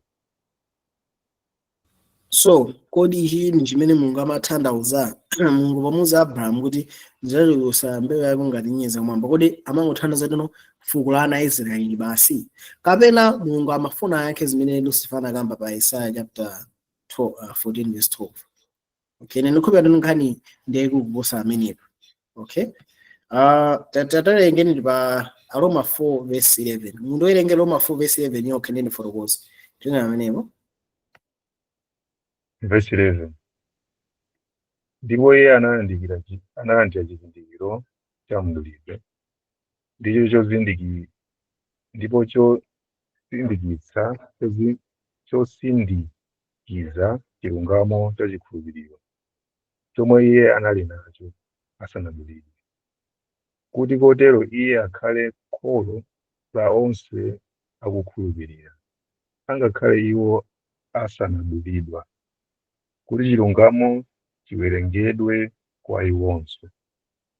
mapano amenepe so Abrahamu analandira ati mdulidweyo unali ngati chizindikiro cha chinthu chimene Abrahamu anakhala nacho. So tingamakamba za chizindikiro si chinthu chenicheni, chizindikiro chinali mdulidwe chokhazikikachi chinali chiyero chimene analandira. So tikaenda Genesis chapter 15 verse 6 Abrahamu anakhulupirira ndiko ena uwerengedwa kayo ndi olungama. Genesis 15 verse 6 Abrahamu anakhulupirira, right? Chimene chinalandira kwaye ndiyo chani anayesedwa olungama, right? Genesis 17 mdulidwe unabwera. Mdulidwe unakhala ngati chizindikiro kuti no Yehova ndi amene akukutani akuyesa olungama, right? Sena chizindikiro chabe. So akuti no ati iyeyo wakhala zonsezi kuti ati kuti chani kuti akhale kholo. So Abraham ndi kholo lawo sotani okhulupirira. So ineyo ndineyo ngati li okhulupirira kholo lathu ndi yani Abraham. Pamenepo ndoti nyenyezi za Abraham zamotani kuonekera. Mabona amenepe. So inu ndine ngati li okhulupirira nditi kholo lathu ndi nani Abraham. Abraham anayesedwa olungama chifanana anakhulupirira. So inu ndine tikakhulupirira tikuyesera ngati mbewu ya ndani ya Abraham. Izi ni nyenyezi zimene Mulungu amatani amafunadi zenizeni. So nyenyezi zimene zili zokhulupirira zimene zitayankhe funso limene lusifana funsa kuti kumwamba. Agalatiya 3 verse 27 mpaka 29. Verse 27. Pakuti nonse amene mudabatizidwa kwa Khristu munavala Khristu. 28. Muno mulibe Myuda kapena Mhelene, muno mulibe kapolo kapena mfulu, muno mulibe mwamuna ndi mkazi, pakuti muli nonse mmodzi mwa Khristu Yesu. Verse 29. Koma ngati muli a Khristu muli mbewu ya Abrahamu, nyumba monga mwalonjezana. So ngati ifeyo tili okhulupirira ndife mbewu ya Abrahamu. Mwanjirana ifeyo ndife nyenyezi zimene Mulungu analonjeza kwa ndani kwa Abrahamu. Okay? Nyenyezi zachikhulupiriro, nyenyezi zimene zina ndani ni zimaka ndani wa Mulungu. Pamenepa ndi pamene tikulowa mu study yathu kuti no tikamakamba za nyenyezi ndiyo amene ali chikhulupiriro. Now pamene tikupita kumapeto nthawi pamene tubwa pa Daniel 11. So Daniel 11:1 ndimene kufanana ndi Chivumbulutso 6 verse 17 kuti akhoza kuyima ndani, right? So tiwerengera penepa Daniel 12 verse 1 mpaka na 4. So izi zikuyimira kumapeto nthawi. Okay? Ndipo nthawi yomweyi adzawuza Mikaeli kalonga wamkulu wakutumikira ana anthu a mtundu wako. Ndipo adzakhala nthawi ya masautso, sinakhala yotere kuyambira mtundu wa anthu kufikira nthawi yomweyi. Ndipo nthawi yomweyo anthu ako adzapulumutsidwa, yense amene ampeza wolembedwa m'buku. Verse 2.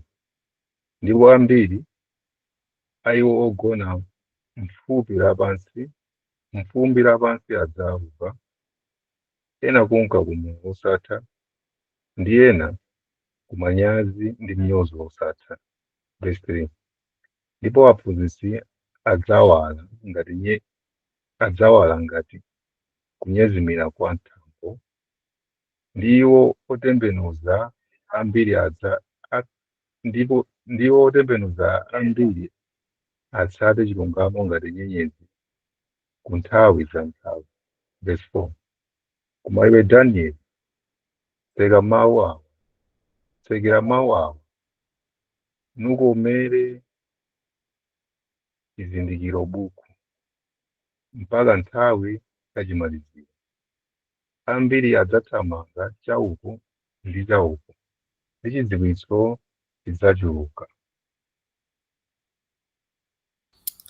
Alright, so tikamafunsa takhoza kuyima ndani mu 6:17 apa kuti zefena amene adzayime ali Mikaeli adzatani adzayima. So tikana bwino Mikaeli akuyimira Yesu Khristu, Mikaeli adzatani adzayima kalonga wamkulu wakuyimirira chani anthu a mtundu wako. So pamene funso lokufunsa adzayime ndani amene akuyimirira ife ndani ndi Yesu Khristu.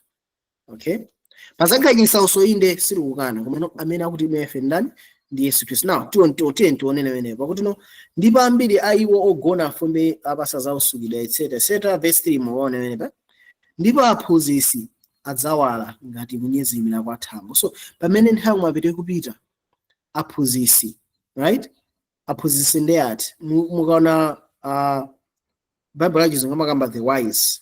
Okay, aphunzitsi akati aphunzitsi amene akuphunzitsa anthu ena za righteousness by faith, amene akuphunzitsa anthu ena atakazoeza kulumikizira mwachikhulupiriro ati nyali zawo sizazime ali pamene azawale kwambiri iso, right? So ndi chilimbikitso kwa inu ndi ine eno pamene anthu ake ndiwo otembenuza ambiri asati chilungamo ngati chani ngati cha nyenyezi zakunthawi za nthawi. So anthu amene akuphunzitsa anthu ambiri kuti asate chilungamo chake chachiti chilungamo cha list, chilungamo choti no upange 1 2 3 kenako ndiwoyenera. No, anthu amene akuphunzitsa kuti anthu asate righteous by faith atazawala ngati nyenyezi zanyani ku nthawi za nthawi. Mwanjinena funso limene losefana panga pause kwa ufumu wa Mulungu lizayankhidwa ndi anthu ati amene akumapita nthawi moyo amene. So sinkhani kuti tizikhani matuli ndizayima ndi Mulungu amene wapanga zezi. Yesu amene akutiyimirira ife. Yesu akufuna ufumu wake uonekere. Yesu amene akuonesa toni ndineyo tisabwerere mbuyo. So ife chikupira chathu ngati chili mwa iyeyo simakhala fiye ina iliyonse titayika zikhala mutani ayi. Okay, so tikalenga mchizungu then 12 verse yakuno, but the wise will shine like the brightness of the heaven expanse. Umeona? So anzeru azawala ngati thambo lakutula kumwamba paja chimawala kwambiri kumwamba ndi dzuwa. And those bringing men to righteousness will be like stars forever and ever. Nyenyezi zijana muonesa ndani Abraham. Iniyo ndi ineyo tikakhala ndani mwa Kristo. So tuone mchizungu anakamba the wise koma mchizungu anakamba zoti aphunzitse. Mchizungu mawu kuti wise wana Samson ndi aphunzitse. So timafuna tono kodi wanzeru ndiye utiyo kapena aphunzitse ndi atiyo. Matthew 7 verse 24 mpaka 25 ati ya. Verse 24. Chifukwa chimenechi yense amene akamva mawu anga amene tiyambireso. Chifukwa chimenechi yense amene akamva mawu anga amenewa ndi kuwachita ndidzamfanizira iye ndi munthu wochenjera amene anamanga nyumba yake pa thanthwe. Verse 25. Ndipo inagwa mvula nidzala mtsinje ndipo zinawomba mphepo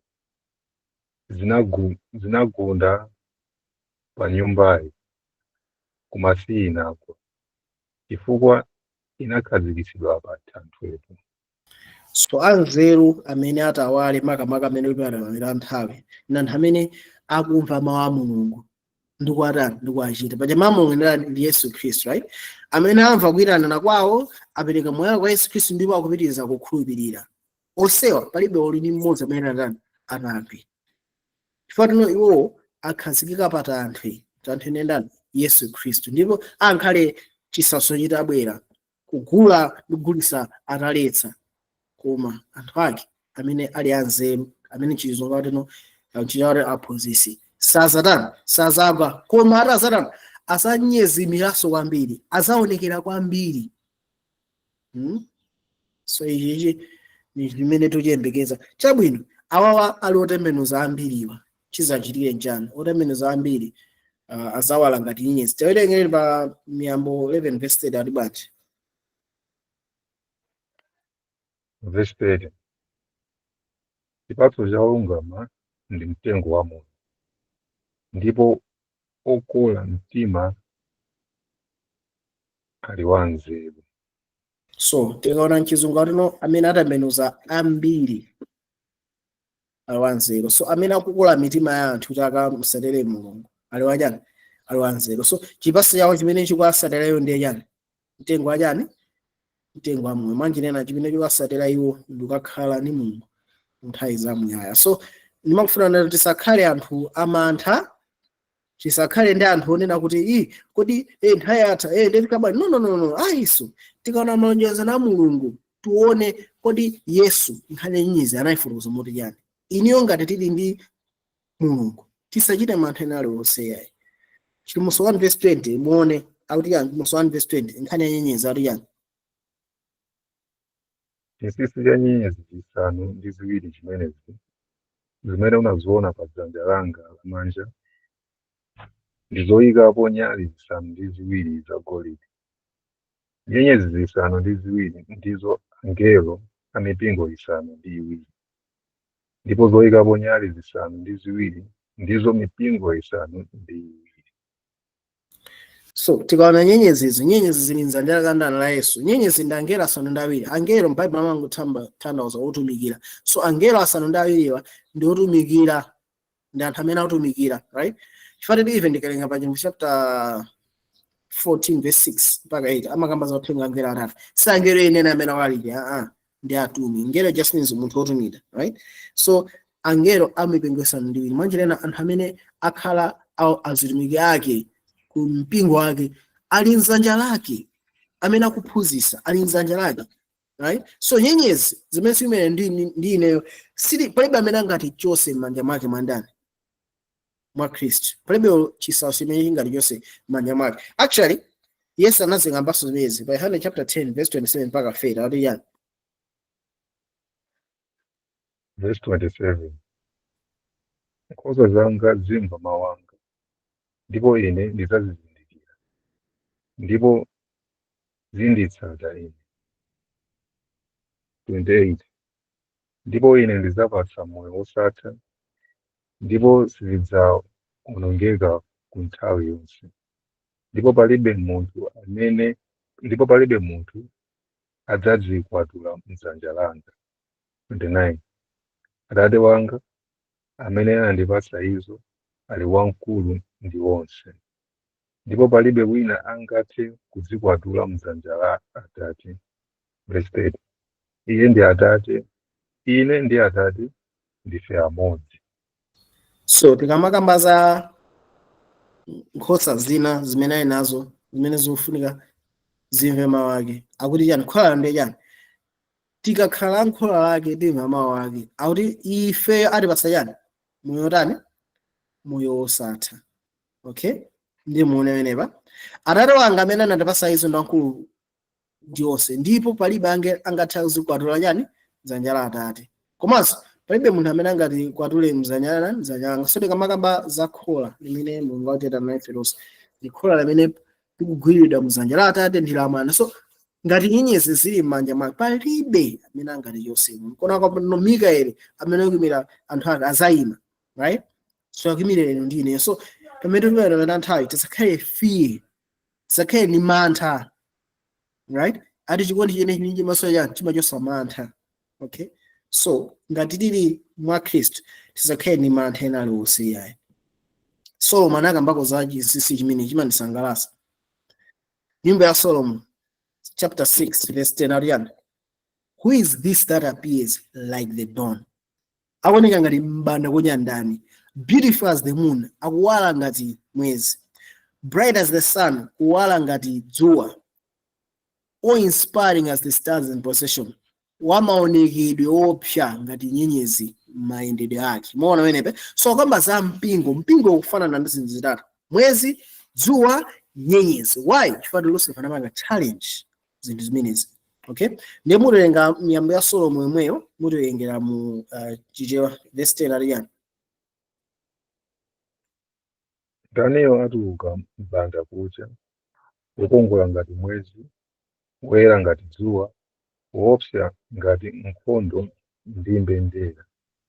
Yeah, so mu King James Version anakamba za ebana komano mu imalenga ya chizungu ndi New English Translation. So tikaona muno bwino anthu a Mulungu akukhala ngati wokongola ngati mwezi ukuyimira zonse malonjezano onse andani a Mulungu. So anthu a Mulungu akhazikika pa malonjezano onse andani a Mulungu. So tikaona chipangano chakale chinali malonjezano okhaokha, okay? Komanso anthu a Mulungu akukhazikika kuwala ngati yani dzuwa mwanjerena avekedwa ndi chiyero chiyandani cha Mulungu. Koma kosa amene popo ali umaonekedwe opsa ngati nyenyezi. Chifukwa chani? Nyenyezi za Mulungu ndi zimene zilaonetsera ufumu wa Mulungu, zimene zilaonetsera ufumu wa Satana aonekete ndi waboza. Nyenyezi izi zili yani pamutu pake, ndi chachikulu kwambiri choposa zonse. Muone, so ili ni chokoma kwambiri pamaso pathu, right? So mapeto akhala okongola kwambiri, right? So mutengere pa Masalimo 147 verse 4 ndi Daniel 12 verse 9 mpaka na 10. Verse 4. Awerenga nyenyezi momwe zili, achiza mayina zonsezi. Tenge adzitcha mayina zonsezi. Daniel 12 verse 9. Ndipo anati, ita Daniel, pakuti mawuwo atsekedwa, nakhomeredwa chizindikiro mpaka nthawi ya chitsiriziro. Verse 10. Ambiri adzadzitsuka ndi kudziyeretsa, nadzayesedwa ndi moto. Koma oyipa adzachita moyipa, ndipo palibe mmodzi wa oyipa adzazindikira, koma aphunzitsi ndiwo adzazindikira. Yes, so akutilimbikitsa unati awerenge nyenyezi momwe zili, azitcha mayina zonse. So tizaona kuti nyenyezi ziinde zilipo, komano inu ndi ine akutizindikira tonse, amatiziwa individually, okay? So tikamapita kumapita nthawi akutilimbikitsa unati ambiri adzitsuka ndi kudziyeretsa. Kodi tizitsuka ndi kudziyeretsa motani? Pokhala mwazi wake wa Yesu Khristu, amene okhala mu moyo wake andati wa Yesu Khristu, right? So pamene tipapita nthawi sizini ndi ochepa pamene atadutsa mu chisautsochi. Ayi, ambiri atati adzitsuka ndi kudziyeretsa. Tizindikire chimene ndipo tikhale olimbikitsika, tikhapo ambiri amene tizitsuke ndi kutani kudziyeretsa. Nayesedwa ndi chani? Ndi moto. Mwanjerena chisautsochi chikhadi cha moto, right? Ndi muve. Koma oyipa adzachitabe moyipa. Mwanjerena anthu amene alibe Khristu achitabe monga amachitira, ndipo pabe mmodzi wa oyipa adzazindikire. Koma koma chani? Aphunzitsi kamene the wise ndi amene adzazindikire. So inu ndine tisakhale ni mantha kuti chisautsochi mwaumau tiziona kuti tidusamo chifukwa ndani? Chifukwa cha Khristu Yesu. So ndimafuna nena chinthu ichi, nyenyezi za Mulungu zofunika ziwale pamene tipita nthawi, right? Lonjezo la Mulungu lifunika khali loona. Lucifer ananda ndizakweza pandanga chifukwa pa nyenyezi za Mulungu, koma nyenyezi za Mulungu zimene zita wale ndikhala pamwamba pa plan imene inayo Lucifer. So mutenge pamene pa 2 Petro chapter 1 verse 29 ndi Chivumbulutso 22 verse 16. Werenga pamenepo. Verse 19.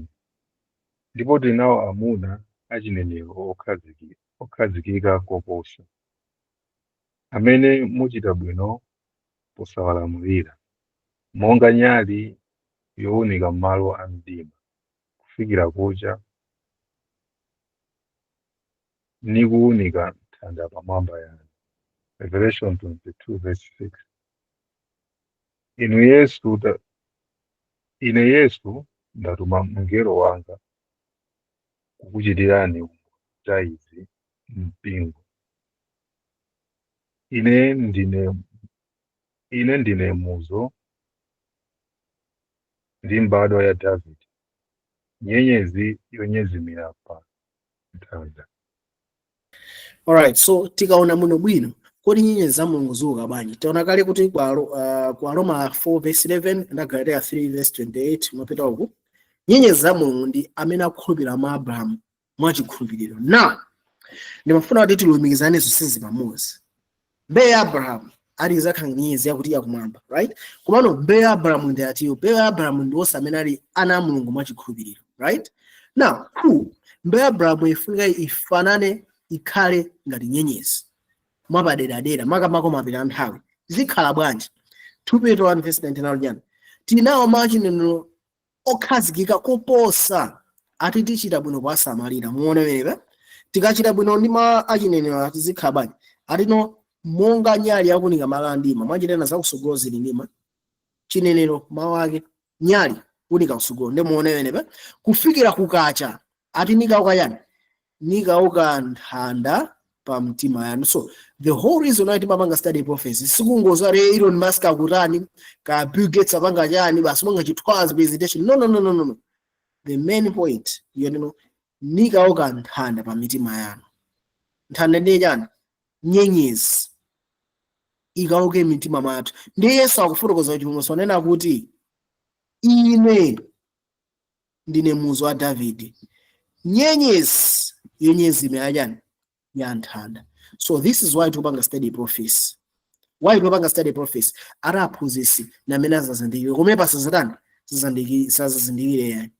Inu ndine tupanga study prophecy ndiwang'anisisa pa Yesu Kristu yachitika nchani tiwala ngati nyenyezi. Ati Yesu akhala mapaderadera mkati mwa ife. Mwanjinena tikhala tikuvesesa chimene Yesu ali mapaderadera, tikhala ndi chizwiso chapaderadera cha Yesu. Tuno tikati kupanga exercise chikhulupiriro chathu mwa iyeyo makamaka pamene tidusa kuti mapita nthawi. Fanono kuti tidusa mapita nthawi ati tizaole ngati nyenyezi, tizaole ngati thambo lakuti lakumwamba. Kuti tidusa mu chimene chichi tifuna tilowe mabuku a ulosi, tifuna tiyang'anise kuti Yesu ndiye wayima patipo. Tikendi chizwiso cha Yesu Kristu kuti tikapanga exercise chikhulupiriro chathu mwa ndani? Mwa iyeyo. Tikapanga zimenezo nditi nyenyezi ikhala mkati mwathu amene ali Yesu. Ndio tino ikhala tikuwala ngati nyenyezi amene ali Yesu mkati mwa ndani? Mwa ife. This is why tipanga study ma prophecies amene awa. Chawerenga kale chimwe chapter 1 verse 12 mpaka 20 kuti no nyenyezi zili m'manja mwake. Ndi inuyo ndine tinaona kale mene pasoti dumphapo. Naona sima meneba. Now timafuna timalizise nkhani. Paja tinaona kuti Yesaya chapter 14 verse 12 Lucifer analusira kunati yayi ndikhazisa ufumu wanga pamwamba pa nyenyezi za Mulungu, right? So nkhani jasina kuthera ku Yesaya inafotokozedwa kwambiri mu chivumbulutso. Mutenge chivumbulutso chapter 12 verse 1 mpaka na 3 ati bwanji. Ndipo ndinayimirira pa mchenga wa nyanja, ndipo ndinaona chirombo chili mkuzuluka. Imaneka bombo. I think navanga kope navanga kope polapika. Okay, ndiwerenga ineyo simafunika ikhale imene kubweya.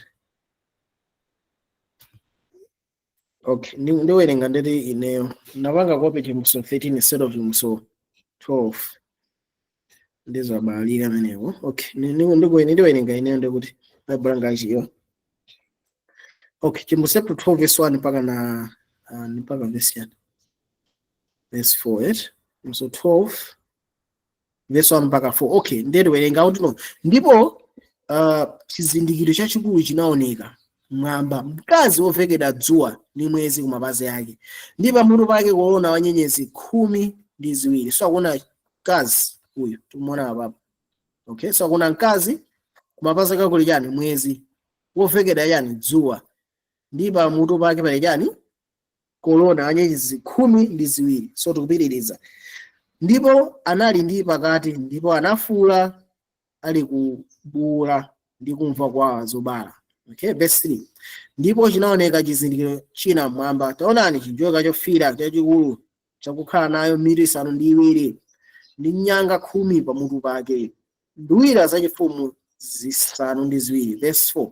Ndipo mchira wake unaguza limodzi la magawo atatu a nyenyezi za mwamba nuziponya pa dziko. Ndipo njoka zinayimirira pamaso pa mkazi akuti abale, kuti akabala icho chimulikhire mwana wake. Verse 5, ndipo anabala mwana wamwamuna amene adzaweruza mitundu yonse ndi ndodo yachitsulo, ndipo anakwatulira mwana wake amuke kwa Mulungu ndi ku mpando wachifumu. So tikaona papa mkaziyo akuyimira chani? Anthu ake a Mulungu, right? Anthu onse a Mulungu. So tikaona mkazi akuyimira anthu ake a Mulungu. So kuwala kumene kuku ndiye kuti tatoyengene pa 2 Korinto 4 verse 6. Fati ayo tupeza kuwala toyerenga kuti chani? Verse 6, pakuti Mulungu amene anati kuwunika kudzawala kutuluka mu mdima, ndiye amene anawala mitima yathu kutipatsa chiwalitsiro cha chidziwitso cha ulemerero wa Mulungu pa nkhope ya Yesu Khristu. Imbasomo tipitirize. Tiriza. Nati ndaniyo atuluka ngati mbanda kucha, ukongola ngati mwezi, woyera ngati dzuwa, woopsa ngati nkhondo ndi mbendera. So tikaona mbone bwino apapa mkazi akuyimira anthu onse a Mulungu, right? Anthu a Mulungu anali ndi chiyembekezo, nkona ati mkazi anali ndi pakati. Anthu a Mulungu anali ndi chiyembekezo kuti Yesu anabadwa, right? So kuwala kumene wavala mkazi ndi ulemerero umene ukubwera mwa Yesu Khristu, kuti no Yesu Khristu abwera, chiyero chake wachikonza ndi watipasa. Nyenyezi zikuyimira chani?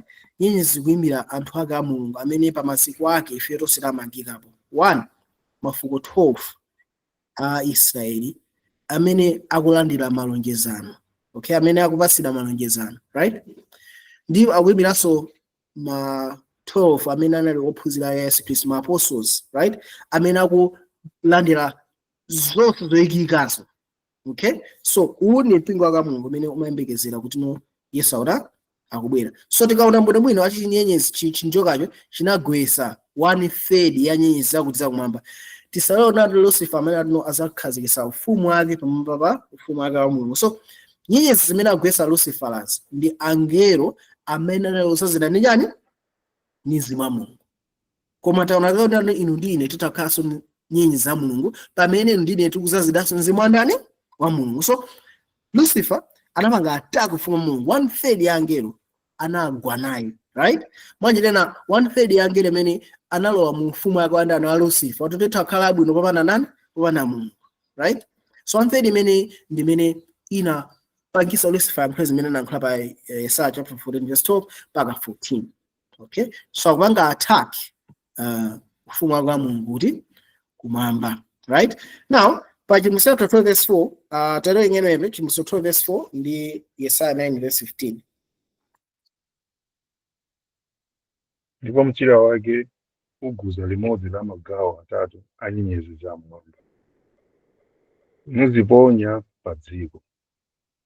Ndipo chinjoka chinayimirira pamaso pa mkazi akuti abale, kuti akabala icho chilakwire mwana wace. Yesaya 9 verse 15. Nkhalamba ndiwo olemekezeka ndiye mutu, ndi mneneri wophunzitsa zonama ndiye mchira. So Lucifer akamaka pato chinchira chake chinagwesa 1/3 ya angelo zimene amakamba zotatha kukhazikitsa ufumu popanda Mulungu. Zinayi ziphunzitso chani? Zabodza. Nchira wake wa Lucifer ndi ziphunzitso chani? Zabodza. Tiona menewe. So taona kuti no nkhalamba akale ndolemekezeka ndiye mutu. Tukamba za Atate pamenepo Daniel chapter 7 verse 8, 9, 10, right? Nkhalamba akale, right? Pamene Lucifer ndi amene amagwiritsa ntchito mchira. So mu nkhondoyi zimayenda chonje. So 1/3 yangelo inagwa naye pamenepo anapanga attack ufumu wake ndani? Wa Mulungu. Mwato naona akaona kuti Mulungu kudzera mwa anthu akuti azapanga iye nyenyezi zimene zitaonesere ufumu wake kotheratu. nyenyezi zimene zinalonjezedwa kwa ndani? Zinalonjezedwa kwa Abraham. Okay, so tiye tionenepa Chimusi chapter 12 verse 5, Agalatia 3 verse 16. Verse 5. Ndipo anabala mwana wamwamuna amene adzaweruza mitundu yonse ndi ndodo yachitsulo. Ndipo anakwatulidwa mwana wace amene amuke kwa Mulungu ndi ku mpando wachifumu wace. Agalatia 3 verse 16. Ndipo malonjezano ananenedwa kwa Abrahamu ndi kwa mbewu yace. Sanena ndipo kwa zimbewu, sanena ndipo kwa zimbewu, ngati kunena zambiri, komatu ngati kunena imodzi, ndipo kwa mbewu yako ndiye Khristu. So kudzera mwa mbewu yake imene ili munthu mmodzi amene ali Khristu, Abraham adakakhala ndi nyenyezi zambiri, right? So mbewu imene Mulungu adakagwiritsa ntchito kuphwanya mutu wa Lucifer, imene alonjezedwa kwa Adamu, amene alonjezedwa kwa ndani? Kwa Abraham, kuti kudzera mwa iye adalitsa mitundu yonse ya anthu, anali Yesu Khristu. Okay, so Yesu tikuona adakubadwa ku mpingo umenewo. Lucifer anagwiritsa ntchito achina Herode kuti amuphe, anathawira ku Egypt, kubwera kenako Yesu anaphedwa pa mtanda ndikubweranso kuti kumwamba. Okay, so tikuona history ya chipulumutso chathu. Okay, so Yesu abwera pa dziko lino lapansi, Yesu anapanga chinthu china. Yesu anayamba kusintha zinthu. Okay, Yohane 12 verse 31 ndi 32 ndi Luka 10 verse 18 imatiuza ife chinthu chimene chinasintha kwambiri. Chifukwa kufikira pa nthawi Lucifer amatha kuti panga accuse, Lucifer naye ngati miliyera inu ndi ineyo, right? So pafika papa ndi pamene panachitika nkhani yonena kuti kusintha kunachitika pamene Yesu anabwera mu nkhondoyi. Okay, tupitiriza tawerengenepa mavesi amenewa. Yohane 12 verse 31. Tsopano pali kuweruza kwa dziko ili lapansi. Mkulu wa dziko ili lapansi adzatayidwa kunja tsopano. Verse 32. Ndipo ine mmene ndidzakwezedwa ku dziko ndidzakoka anthu onse kwa ine ndekha. Luka 10 verse 18. Ndipo anati kwa iwo, ndinaona Satana ali kugwa ngati mphezi wochokera kumwamba. Yeah, so Yesu akufotokoza kuti kudzera mu utumiki wake Lucifer asayokhala representative wa dziko lapansi. Lucifer malo ake Satani sapezekanso kumwamba. So akutifotokozera zikhala zolumikizana ndi chani. Ati tsopano pali kuweruza kwa dziko ili lapansi. So panali chiweruzo china chapadera chimene chinachitika nthawi imene Satana pa dziko lapansi. Mkulu wa dziko ili lapansi adzatayidwa kunja tsopano. Mwanjena mkulu wa dziko ili lapansi amene Lucifer adakatayidwa kunja in the sense kuti sadakakhalanso okwanitsa kupita wakati panga accuse ife pamaso pa Mulungu ndi angelo, right?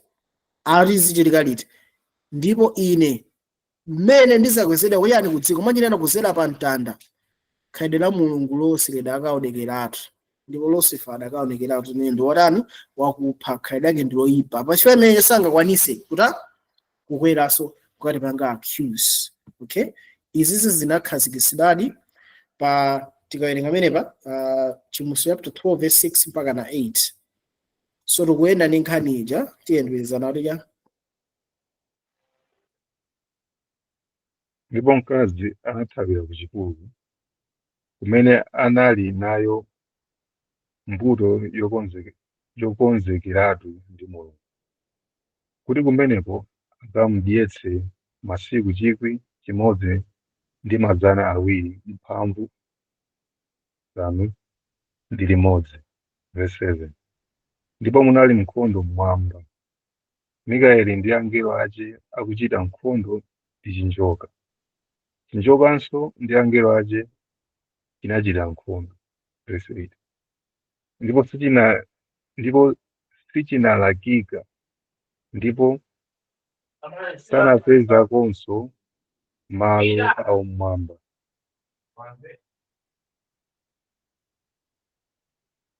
tikaona apa tinaona kuti after Yesu atakwera kumwamba ere Satana anapanga target anthu ake a Khristu, ndipo ni nthawi imene kudachitika dark ages, anthu ake anathawa kuti kuchipululu. Ndiye sinija kuti kwezanso kuti tipite kumwamba after Yesu atapita kumwamba.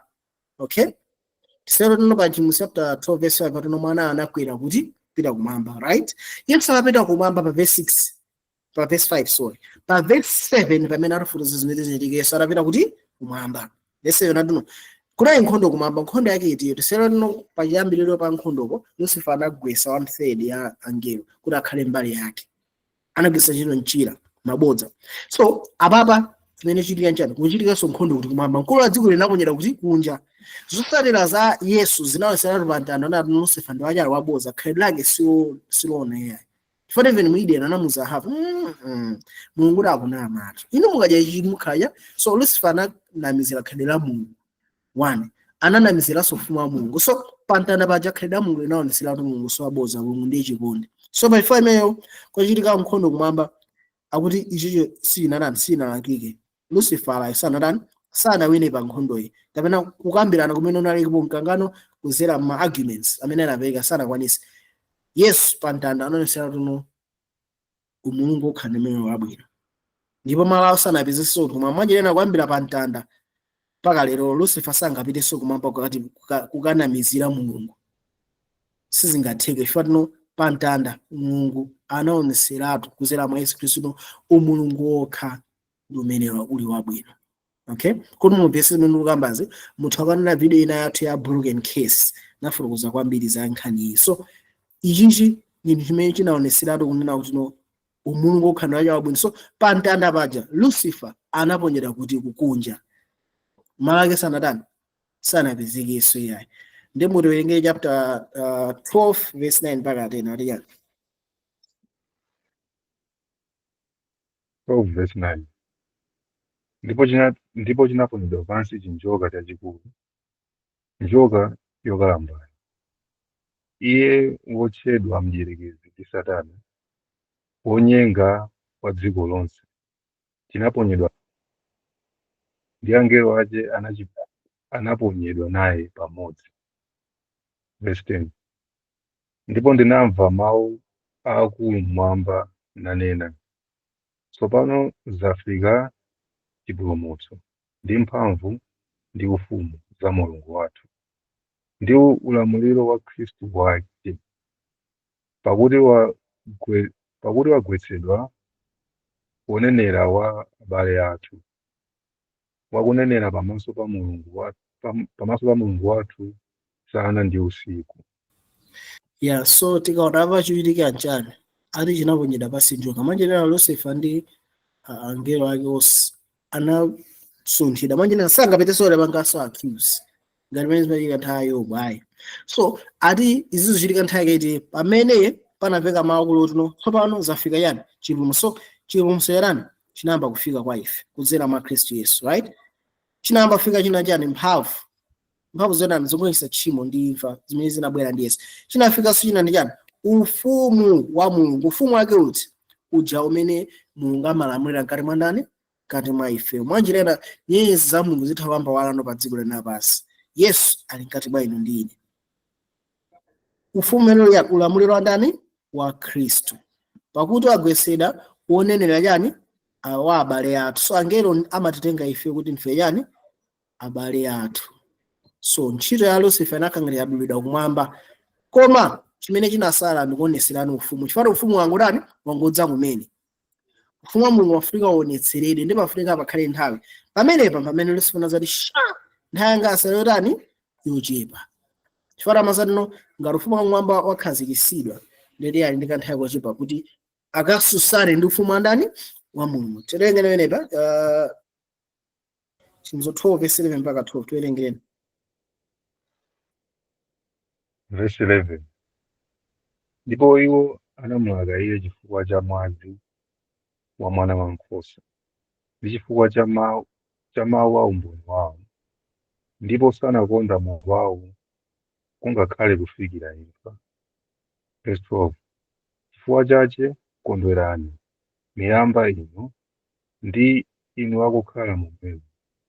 Tsoka mtunda ndi nyanja chifukwa mdierekezi watsikira kwa inu, wokhala nawo udani waukulu, kudziwa kuti kamtsalira kanthawi. So Lucifer achita zati nthawi yake ndiyotani ndiyochepa. Chifukwa uzana tino nyenyezi za Mulungu zikangowala, nyenyezi za Mulungu zikangoonekera ndotino ma accusations ake tino yazakhazikitsa mfumu pamwe pa nyenyezi za Mulungu atani adulidwa, ndoti afunika aonongedwe. Chifukwa ndi wachani ndi abozi. So chimene chinaonekera pa mtanda ndi khalidwe la Mulungu, chimene chasala kuonekera kudzera mwa anthu ake amene nyenyezi zake ndi chani ufumu wa Mulungu. Chimene chasala ndi chiti chimenechi. So ndi pamene topita ku mapeto ake a nthawi. Chapter 12 verse 16 mpaka 17 ati yani 12 verse 16. Ndipo dziko linathandiza mkaziyo, ndi dziko linatsegula mkamwa mwace, lilinameza madzi a mtsinje amene chinjoka chinalavula mkamwa mwace. 17. Ndipo chinjoka chinakwiya ndi mkazi, ndi chinachoka kunka kuchita nkhondo chiyambireso. 17. Ndipo chinjoka chinakwiya ndi mkazi, ndi chinachoka kunka kuchita nkhondodi otsala mbewu yace, amene asunga malamulo a Mulungu nakhala nawo umboni wa Yesu. So chinjoka ati chinakwiya kwambiri kuti no muone pamenepa. Paso tikaona mkaziyo pachataona pa verse 6 tino anathayira ku chipululu mtake jezet. So apa amatibwezeresa so tino chinjoka chinayesa kuti chiwononge chani mbiri ya Mulungu pa dziko lapansi kuzera to the Roman power, right? Koma nende muone kumwe nkhondo kupita. So ati chinjoka chinakwiya ni mkazi. So Lucifer akulimana chani ni mkazi. Akuzofa yani kuzera mwa mkaziyo nyenyezi za Mulungu zidaniziwala. So atakulimbana ndi mpingo wa anthu, mpingo wa Mulungu pa dziko lapansi, right? Koma nende muone ati ndi chinachoka kuchitika nkhondo ndi otsala mbewu yake. So Lucifer layo nkhondo ya kumapeto atakuchita ndi chani otsala ambewu yake. So mbewu yake ndi iti, mbewu ya mkaziyo ndi iti, mbewu ndi Yesu Kristu. So akamakamba zoti otsala mbewu yake mwanjinena ngakhale Yesu ali kumwamba pali china chake chikutsala mwa anthu ake. Chikutsala ndiye yani mzimu wake mwandani mwa anthu ake. So anthu awa sakuonekanso ngati mbewu chabe. So sakuonekanso ngati mkazi chabe, sakungooneka tawo ndi anthu a Mulungu chabe. Koma chimene amba kuoneka anthuwa mapeto enieni anthawi atakuoneka ngati chotsala cha mbewu yake. Mwanjinena akuoneka ngati Yesu atsalabe pati pa dziko lapansi. Ndiye tikazindikire banja anthuwa ati 1 akusunga malamulo a Mulungu, ndipo 2 akukhala ndi umboni wandani wa Yesu Kristu. So next week ndipanga ndithu phunziro limene likutchedwa kuti ufumu wa Mulungu ndi umboni wa Yesu Kristu. Okay, next week ndipanga phunziro limene ufumu wa Mulungu ndi umboni wa Yesu Kristu. Koma kwa lero mundilole ndingopanga tako malamulo a Mulungu khawa. Okay, so malamulo a Mulungu Yohana anafotokoza kuti malamulo amene andiadziwa. So tikugwiritsa ntchito mabuku a Yohana okhaokha, chimusana ndi Yohane, buku lilinso nayo imene ndi Yohane. So Yohana anayamba lemba buku la chivumbulutso ku Yohane kana kumakalata. Zowerenga nayenepa Yohane 13 verse 34, 35 ndi Yohane 14 verse 15 ati bwanji. Verse 34. Ndikupatsani inu lamulo latsopano kuti mukondane wina ndi mnzake monga ndakonda inu, kuti inunso mukondane wina ndi mnzake. Verse 35. Mwa ichi adzazindikira onse kuti muli akuphunzira anga, ngati muli nacho chikondano wina ndi mnzake. Yohane 14 verse 15. Ngati mukonda ine, sungani malamulo anga. Tikaona mwino chapter 13 inali Pascal omaliza. Atadya anamba kuyenda makamba nkhani. Mene amafika chapter 17 afika mGethsemane. So kwamba chapter 13 pasi ndi nkhani imodzi. So lamulo imene amazoa Yohane ndi lamulo latsopano. lokuti muzikonda wina ndi mnzake monga ine ndakonda. Chipangano chakale lamulo linalipo kuti muzikonda Mulungu ndi mphamvu yanu yonse, muzikonda ena ndi mmene muzikonderana. Koma emphasis inali iweyo. Ukonde mnzako amene umazikondera wekha, ukonde Mulungu ndi mphamvu zake zonse, emphasis inali iweyo. Koma apo muzikonda wina ndi mnzake monga ine ndakondani. Ichi ndiye zinthu cha Mulungu. Chikondi chimene chili mwa Khristu Yesu, Khristu mwa ndani? Mwa ifeyo, right? Nikuona kuti ngati mukonda ine singati yani mama ake atiwo muzikonda wina ndi mnzake monga ine ndakonda ine. Ine ndamwaso pang'ono pang'ono chaso pano. So ine ndi lamulo limene Yohane akunena likhala mwa ndani? Mwa osala ambewu. Okay? Chifukwa chani? Chifukwa tino kumwamba chimene chinaukiridwa ndi ufumu wa Mulungu, right? Khaida Mulungu kati mwathu. So kumapita nthawi anthu a Mulungu akufuna aonesere that same divine nature mwa iwo. Ati kuzera mwa ichi dziko lonse lizazo ati inuyo ndine ndani? Anthu anga. Anthu azazindikira za ufumu wake kudzera mwa chinthu chimene chikakhazikitsa pakati pa anthu ake. 103 verse 22 ati yani? Verse 22. Yeah. Ndipo chimene chili chonse tipempha. Ndipo chimene chili chonse tipempha tilandira kwa Iye, chifukwa tisunga Mulungu. Ndipo tichita zomukondweretsa pamaso pake. 23. Ndipo lamulo lake ndi ili, kuti tikhulupirire dzina la mwana wace Yesu Khristu ndi kukondana wina ndi mnzake monga anatilamulira. Verse 24. Ndipo munthu amene asunga malamulo ake akhala mwa Iye ndi Iye mwa munthuyo. Ndipo mmenemu tizindikira kuti akhala mwa ife kuchokera mwa Mzimu amene anatipatsa ife. So otsala ambewu yake ndi amene akusunga lamulo limenelo kuti ukondana wina ndi mnzake monga Khristu anatikonda ndi kukhulupirira apa ndani? Pa Yesu Khristu. Ili ndi lamulo limene Yohane amafotokozera. So ichichi ndi ufumu wa Mulungu umene unadza, umene anakufotokoza pa Chivumbulutso chapter 12 verse 10. Ufumu umene unakhazikitsidwa kuyambira Pentecost, komano kuzawala ndi kuzakula motheratu ndi kukhazikika mautsala ambewu yake kumapita nthawi inuyo, kuti iwo akufikira powala ngati nyenyezi. Chifukwa chani? Nthanda ya mbanda kucha yauka muchani? Mitima mwawo. Pamenepo ndi chimene chizaononge chani? Ufumu wa ndani?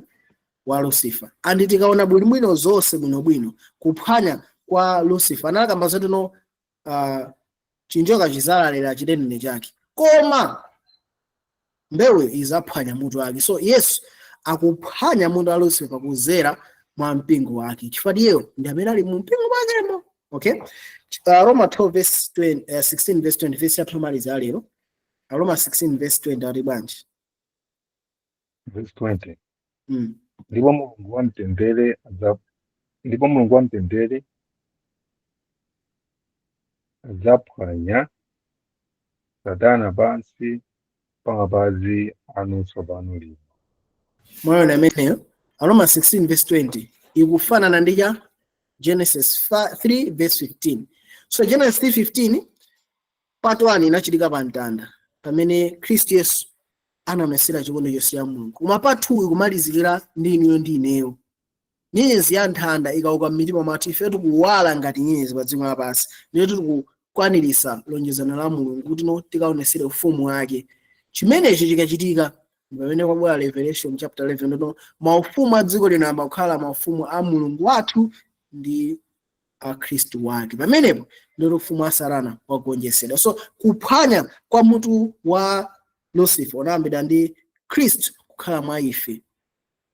Pa mtanda anapa phase 1. Phase 2 Khristu kukhala mwa ife ndipo zikukula ndi kumakwera kanthawi kochepaka ndi kakutheratu pamene tikufika mapeta nthawi pamene tikukhala otsala ambewu yake mwanjirena Khristu mwa ifeyo kuti ife tikakhale nyenyezi zowala kumwamba zimene Mulungu analonjeza kwa ndani? Kwa Abrahamu. Nyenyezi zimene zinaonesera kuti no mpando wa chifumu wa Lucifer sungakhale pamwamba pa nyenyezi za Mulungu ayi, komano mpando wake wa chifumu wa Mulungu umene akulamulira katikati mwa inu ndi ineyo, umenewo ndi umene utakwere pamwamba panyenyezaka za Satana. So ichi ndi chachikulu chimene tikufunika inu ndine tichiziwe ndipo tichikhulupirire ndi ufumu wake. Chimuso 12:7-8 anang'amba kuti nayi nkhondo kapena nayi mkangano. So nkhani yayikulu anayifotokoza kuti inu zatherawo Chimuso 12:17. So Chimuso 12:7-8 kunayi nkhondo anakangana etc. Nkhani yayikulu inali nkhani ya malamulo a Mulungu. Nkhani yayikulu no lamulo lake ndili mukonanena ndi nzake ndipo tizabwanji tali mwa ife kuzera mwa mzimu umene watipasa ife. So ichi ndi chachikulu chimene tikufunika tichizindikire ndi kudziwa koposa wanena kuti pamene tipera mera nthawi tisaope kuti kukubwera zotani, koma tiziona kuno iye watigwira chani manja mwake, ife tili m'manja mwake, ndipo nyenyezi zifunika ziwale kuti zikaonesere ufumu wake. Ndipo Mulungu sankalola kuti nyenyezi zigwe m'manja mwake chifukwa chani ndito ufumu wake sionekera, ndito tino Satana saphwanyidwa. So it's in the best interest ya Mulungu kuti inu ndineyo tikakhale kukhulupirika mpaka kumapeto, ndipo iye ndi amene analigwire ndithu mpaka tiduse mu ndikawoloka kwafika tsidya lina. Tikhale nthawi yopemphera kuti tikhale ma discussions after tiseke maso pemphere. Ambuye tifuna kuthokoza mapadera ife chisomo chimene matipasa, tikuthokoza kuti matikonda nthawi zonse ndipo matiyankhula, tikuthokoza kuti munali nafe ndipo dalitso lanu taumva ndipo mphatso zina Yesu Khristu tikuthokoza. Amen.